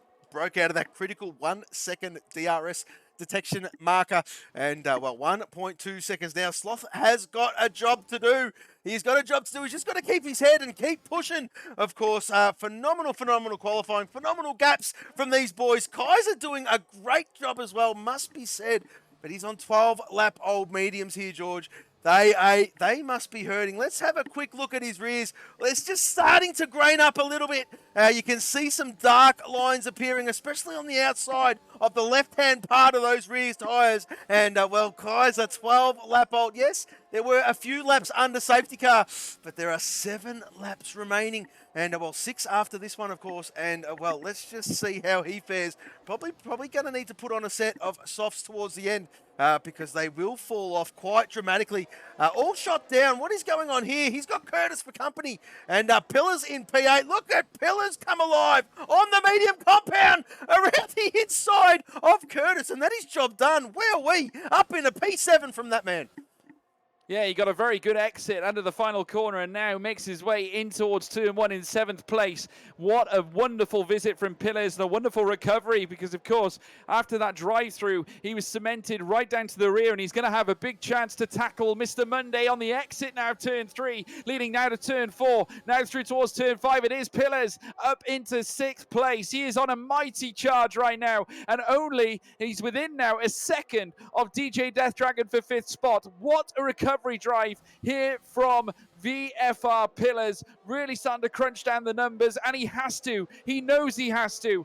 0.3 of a second now. He's marshaled in a single sector. So Pillars now going full send at this point, and still he continues to drop it. Callum Tyler now also moving up into 10th place as Nico Rosberg now in 11th, and a time penalty of 3 seconds going to All Shot Down as well, who is now behind Pillars after that initial move heading through sector 1, as now we're watching them make the almighty climb down through through. Pillars stuck right in behind DJ Death Dragon. Surely he's going to open up the DRS and plow down towards the hairpin bend. Obviously, he's got to make the move. He's got to be in front. DJ Death Dragon without DRS. He is a man for fodder. And now heading through turn 14, it is VFR Pillars up into 5th place. What an unbelievable recovery from Pillars. Let's not forget, folks, that last safety car, he came out in P14. And holy moly, has he come alive? He was going to, well, Kaiser in no man's land. Those tyres are going to be hurting. So I dare say, with the track penalty, that's another position done. So Pillars, is a net P4 at the moment. What a recovery. And who was that? All shot down on the inside. Does he keep the position? Curtis has come alive. They are both on 7-lap old tyres. One being on the medium, one being on the hard. And, well, there you go. All shot down doing his thing. So good to see as these gaps just started to stabilise after the safety car restart. Bannister and Callum Tyler doing battle. This has gone on nearly all Grand Prix here, folks. Callum doing a stellar job this race. And, well, he's just trying to hang on to the back here. You can see what he's looking at. And, well, Bannister, where are we? P10 from this man. Another great drive from him. And, well, there you go. Nico Rosberg is 0.6 of a second behind Bloom, who is under the pump. And let's just see how this one plays out a little bit later on. But Pillars has caught right back up to Kaiser. DRS zone, there it is there. The letterbox rear wing wide open. Is he going to send it this lap? Is he going to send it? He pulled out under braking. Great job, Pillars, up into P4.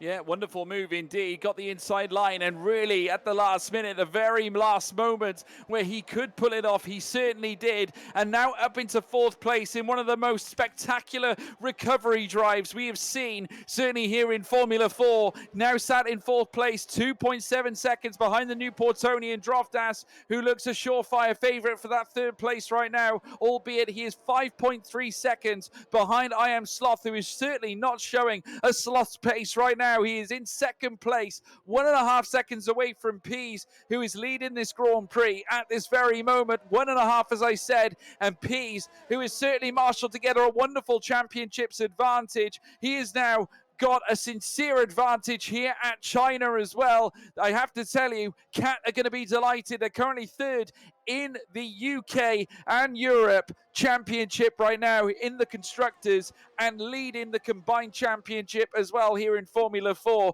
But certainly don't take anything away from Rothmans. They have got 3 cars in the top 7, and not, may I add, 4 cars in the top 10.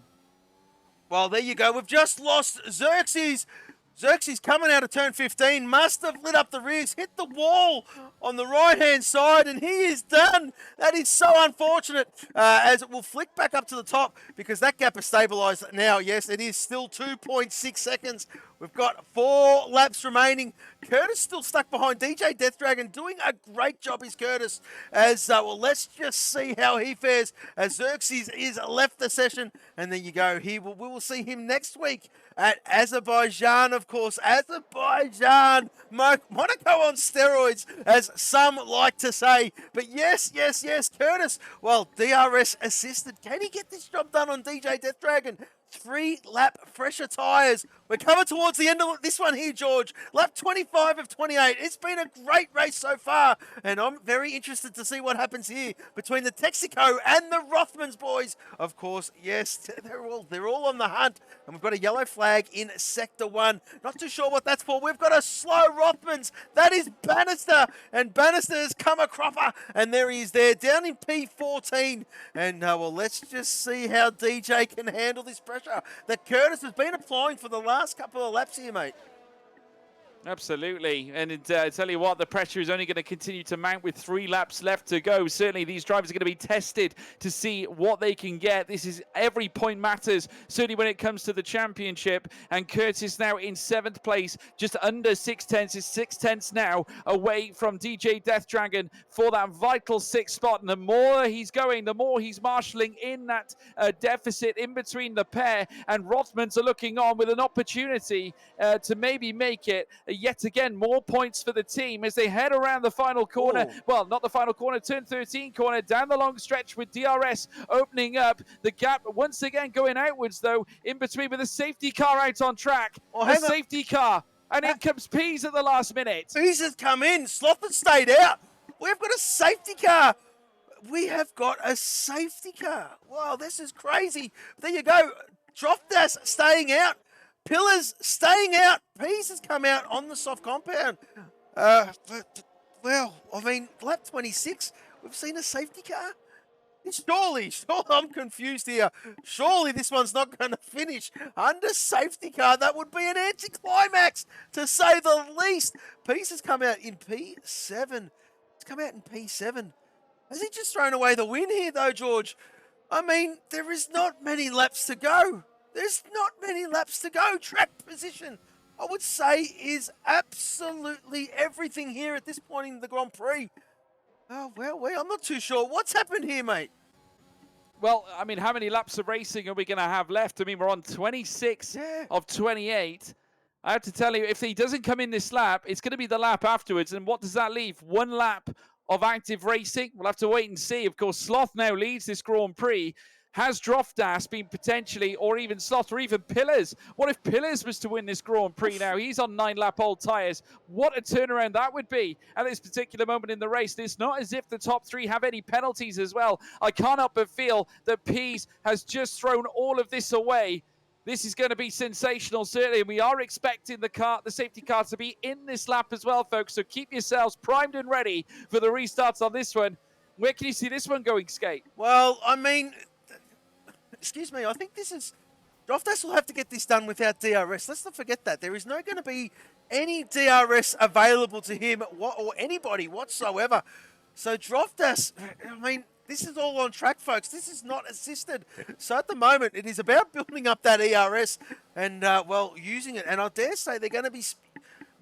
whoever's got the most on this back straight, if they are nose to stern, well, pumping that ERS down that back straight is where it's going to be won and lost, I do believe. I'm not too sure here, George. I think we're in for a belting last lap, or last couple of laps anyway, as we'll stay with Droftas, because I am Sloth leading this one. Let's just see when he picks his point. And he's gone. He's absolutely gone. He did not catch Droftas snapping. He's a wily old fox, is Droftas. 2.5 tenths. We're seeing Mr. Monday get by Pease. Pease is losing positions. And Pease coming around the outside. What is going on here? Well, there you go. 2-3 wide going into turn 2. Fantastic racing by these boys. But this just helps. I am Sloth and Droftas and Pillars. Of course, Pease up in a 5th position. Well, we know he's going to bank on the purchase of this soft compound. I'll tell you what, he still might surprise us yet, though, George, because if anyone can do it, it most certainly is. But those laps are ticking. 27 of 28. One more to go after this one. Pings on the inside of Kaiser. What a move from our championship leader. Yeah, but he's not on his own because Kaiser's still there. He's still showing, but just getting ahead now, Pease, as they head through the next double left-hander out of turn 9. And, of course, turn 10 as well. Turn 11 will be next, and Pease needs to go hunting, needs to try and nestle in something. Very, very important that he does so on this lap. And already we're seeing more moves. DJ Death Dragon also on soft tyres, trying to get past the extremist. I mean, what a finish this man can have as well, as they now head down now in towards the long straight. Pease now already within 2.5 tenths of Pillars now for that 3rd place spot as they make their way down this long stretch. Pease now trying to gain as they make their way into that corner. He knows he must get it done this lap because Droftas, who's ahead of him right now, but Pillars is not going to go down without a fight as they make their way around the final corner. Then Nipper Tucker, contact heading around the final corner, but still it's I Am Sloth on top. Droftas in 2nd place. The Newportonian needs to get a move done now, otherwise he's going to be at the mercy of our championship leader. It could be total Pease. Well, what a turnaround. He's making hand over fist efforts. Coming through the field, of course. We question his moves on that last bizarre safety car on lap 25. But look at him. Look at him. Just 6 tenths off Sloth. He is just 6 tenths off Sloth. The Newportonian Droftas trying to make his car as wide as possible. He knows exactly what he's doing. He'll be putting his car in all the right places, making Pease go around the long way, and he is. What a move! What a move from Holy moly, he's up in a P2 here, George. He's up in a P2. We're going to have a finale and a half. I am Sloth. Well, I'll tell you what, if he wasn't hot under the collar, he is hot under the collar now. Sweating bullets. Last lap of the Grand Prix, George. Here we go. Sloth now leading the way, but for how much longer? Pease has been sensational since the restart, rounding turn 13. Down this long straight here for the final time. I am Sloth weaving on the straight, trying to avoid the potential inevitable as they make their way down towards the hairpin bend. It's so vital for Sloth to hold his ground. They head into this hairpin now. Sloth with a huge opportunity. He needs to box off any approach. A win on the table as they head through now towards the final corner. And here at China, no doubt, it's Sloth. He wins the Chinese Grand Prix here in Formula 4. Just kept the mighty return of Pease at bay for the time being. The new Portonian gets third place. Pillars, what a recovery drive. In fourth, their skate. Unbelievable scenes we were treated to here at China. What a Grand Prix. What a victory by I Am Sloth. And obviously, wrong call by Pease at the time. He gave us something to all cheer about towards the end. That was exciting stuff. As Sloth, well, there you go. I hope that champagne tastes great, young fella. Well deserved. Great race. And, that pit stop under safety car. You could see what he was going for towards the end there, George. But just a bit too much to bite, mate. A bit too much to chew. And, not even Pease could get the job done. I dare say if there was one more lap or even half a lap, it would have been game over for Sloth. But there you go, folks. There are the timing screens. And the fastest lap of the Grand Prix does go to Pease with a 1 minute 32.907. Fantastic from him. And, there you go. I forgot to do the driver of the day. But yes, I reckon we'll have a bit of a chat about that off air, of course. But yes, there you go. We'll wait for this to roll over for our lovely stewards, and we'll flick to the bottom of this screen. We're going to go on a brief pause after this, folks. We'll get our drivers in for a driver interview, and we'll wrap this one up. What a moment. What a race. An incredible situation, incredible set of affairs. I hope you all enjoyed that one, folks. I certainly did. Coming back here to Formula 4 for a one-off, spin-off cameo appearance here at China. And what a cameo indeed. What an incredible moment. But we will be bringing drivers in for an interview. That goes without saying. But what a win for Sloth. I have to tell you, that is a huge effort from him. Very well deserved as well. Obviously, it's a huge challenge for anyone to win a Grand Prix, certainly here at Formula 4, where the results can be topsy-turvy week on week. It just never changes, and it's relentless all the time. And I would argue that it's probably very, very good for the championship skate. Absolutely, absolutely. What a phenomenal race we were treated to. And, Pease not maximising his main competitor, Droftas.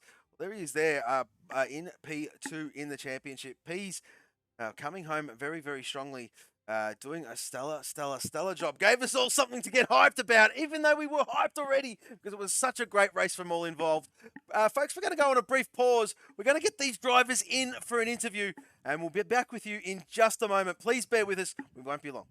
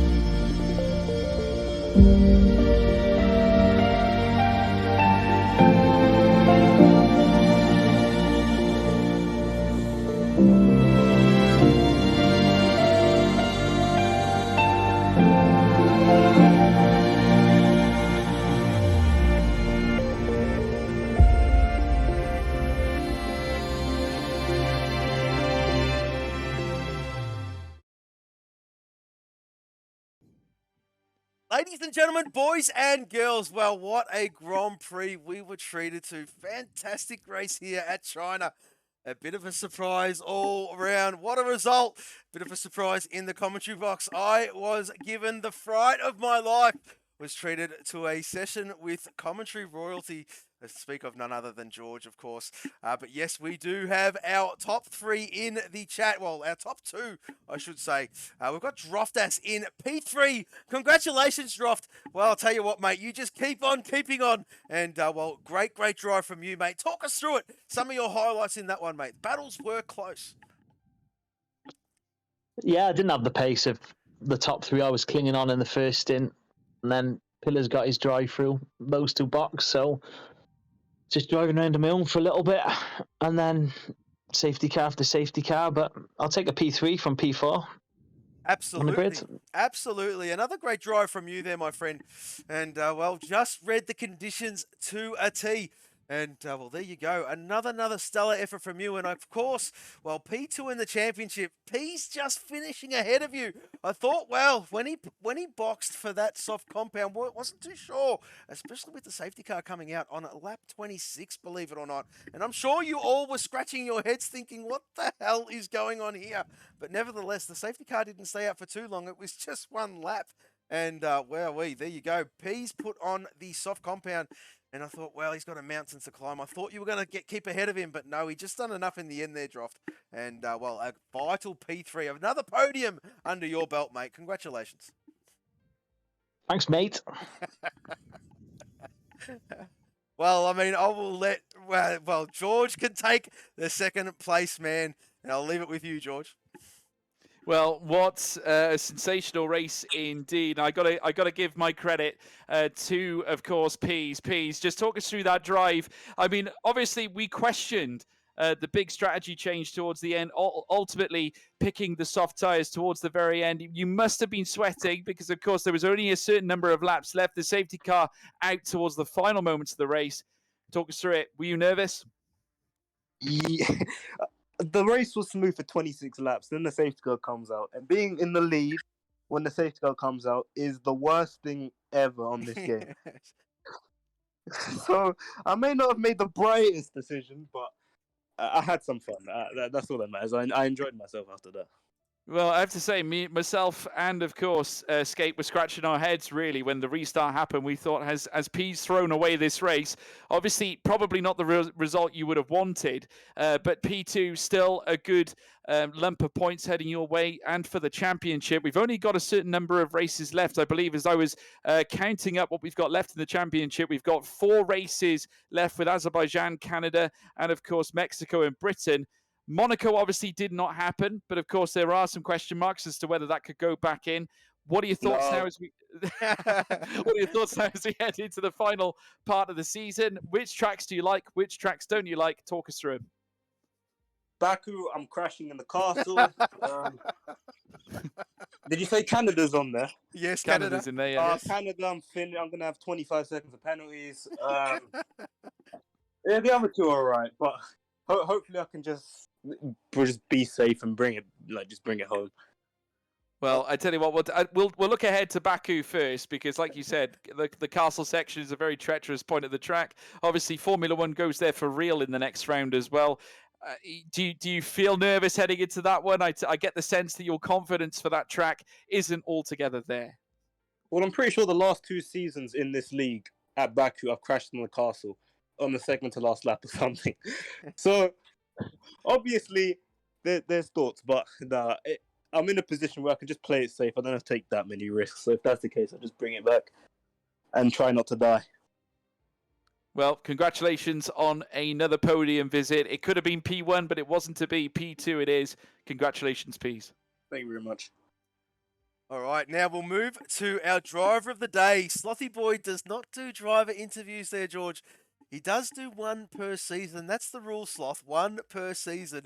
We've got 4 rounds left after this one, mate. Do not leave it too late, my friend. But a return to the commentary box. This is becoming a bit of a habit there, Pills. Yes, he was there with me in the Aussie stream. He is the driver of the day.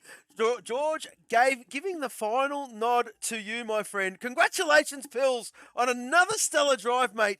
Yes, you did lose a position, but that fight back is what made you win it, of course, after that safety car coming out in P14 to bring it home in P4. Congratulations, mate. Yeah, thanks, mate. Kind of fucked it for myself, but, you know, it's what it is, isn't it? We move on, we move. But, you know, what could have been, really?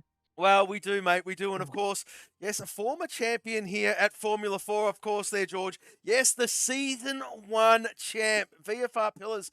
And, well, back then known as the infamous one, the Amigo infamous Pillars. And, just hasn't got it together this season. But he's starting to pick up his form. And I reckon there, Pills, you're just prepping yourself nicely for this new one that's about to hit stores July 1st. We're all looking forward to that one.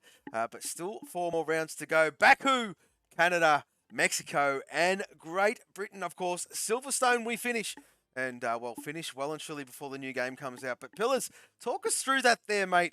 When that safety car came out, you came out in 14th. I mean, thoughts on that? I know you had a lot of work to do. But, yeah, just talk us through that, picking your way through the field. I mean, it was ferocious, yet we're on that soft compound and making the most of those tyres. I definitely didn't touch the softs, mate, but, you know, I appreciate that. Oh, I was on the mediums, right? But no, I mean, I should have boxed really when it came out, but I went a lap longer and then saw like the top runners on the mediums, and I was like, well, I kind of want that extra grip. So, That's what I meant. The medium. Sorry, mate. I think my favourite overtake was on all shot, just kind of coming up and under him. A couple of good other ones, but I mean, the safety car saved my ass today. So, I mean, I sent it on slough and I didn't want to. I missed my braking, so that's on me. Then I was 1,000th in the red, and they got a drive through, and I was oh great, race is done. But no, got lucky really to finish P4. Well, but there you go. Title's over. Oh, Pills, it's okay, mate. You can lick your wounds a little bit later on. You've got some support in the chat though. 2-5 has just come in. It's #1 engineer there for you, Pills. And, of course, there was a bit of a laugh, of course, in the Aussie side, and that is continuing through here. Good to see some of the Aussie boys supporting their European counterparts, which is what I love to see. But that is all. Driver of the day, VFR Pillars. Congratulations, mate, on another great drive. Well done, mate. Yeah, cheers, mate. No problem. So it's probably a good place to wrap this one up here, George. I tell you what, mate. I tell you what, never disappoint. China yet again. And, if I wasn't awake before you jumped into the commentary box, I most certainly was the second you spoke. And, it has been an absolute pleasure to have you back on board. Of course, part of the originals of Formula 4, George Morgan, one of the brainchilds of this league. And, it has been an absolute honour, privilege and pleasure to do this with you, mate. It's been a pleasure to be here. Obviously, Skate and Keith, and you've done an absolutely unreal job with the broadcasting with this league since it's been certainly brought to fruition, and it just goes from strength to strength as time goes on, which is wonderful to see. The whole pot idea is a unique idea. No one else really does it. It certainly is a very special organised championship. I think we're certainly going to go and continue, and I'd imagine the team will grow as time goes on. But certainly the way things are going, I think Formula 4 has every reason to be excited for the future. It's been a pleasure as always, mate. Absolutely, folks. And thank you very much, George. It is, I can't praise you enough. Of course, you all, we do know I'm a bit of a fan, and it's been an absolute pleasure. Kaiser in the chat saying he's making me emotional. Oh, Kaiser, it's okay there, my friend. But that's probably a lovely note to wrap this one up on. I'll tell you what, folks, we've absolutely loved bringing you this Grand Prix. We hope you've enjoyed it at home too. But from us, for now, we are Formula 4 Racing. Goodbye.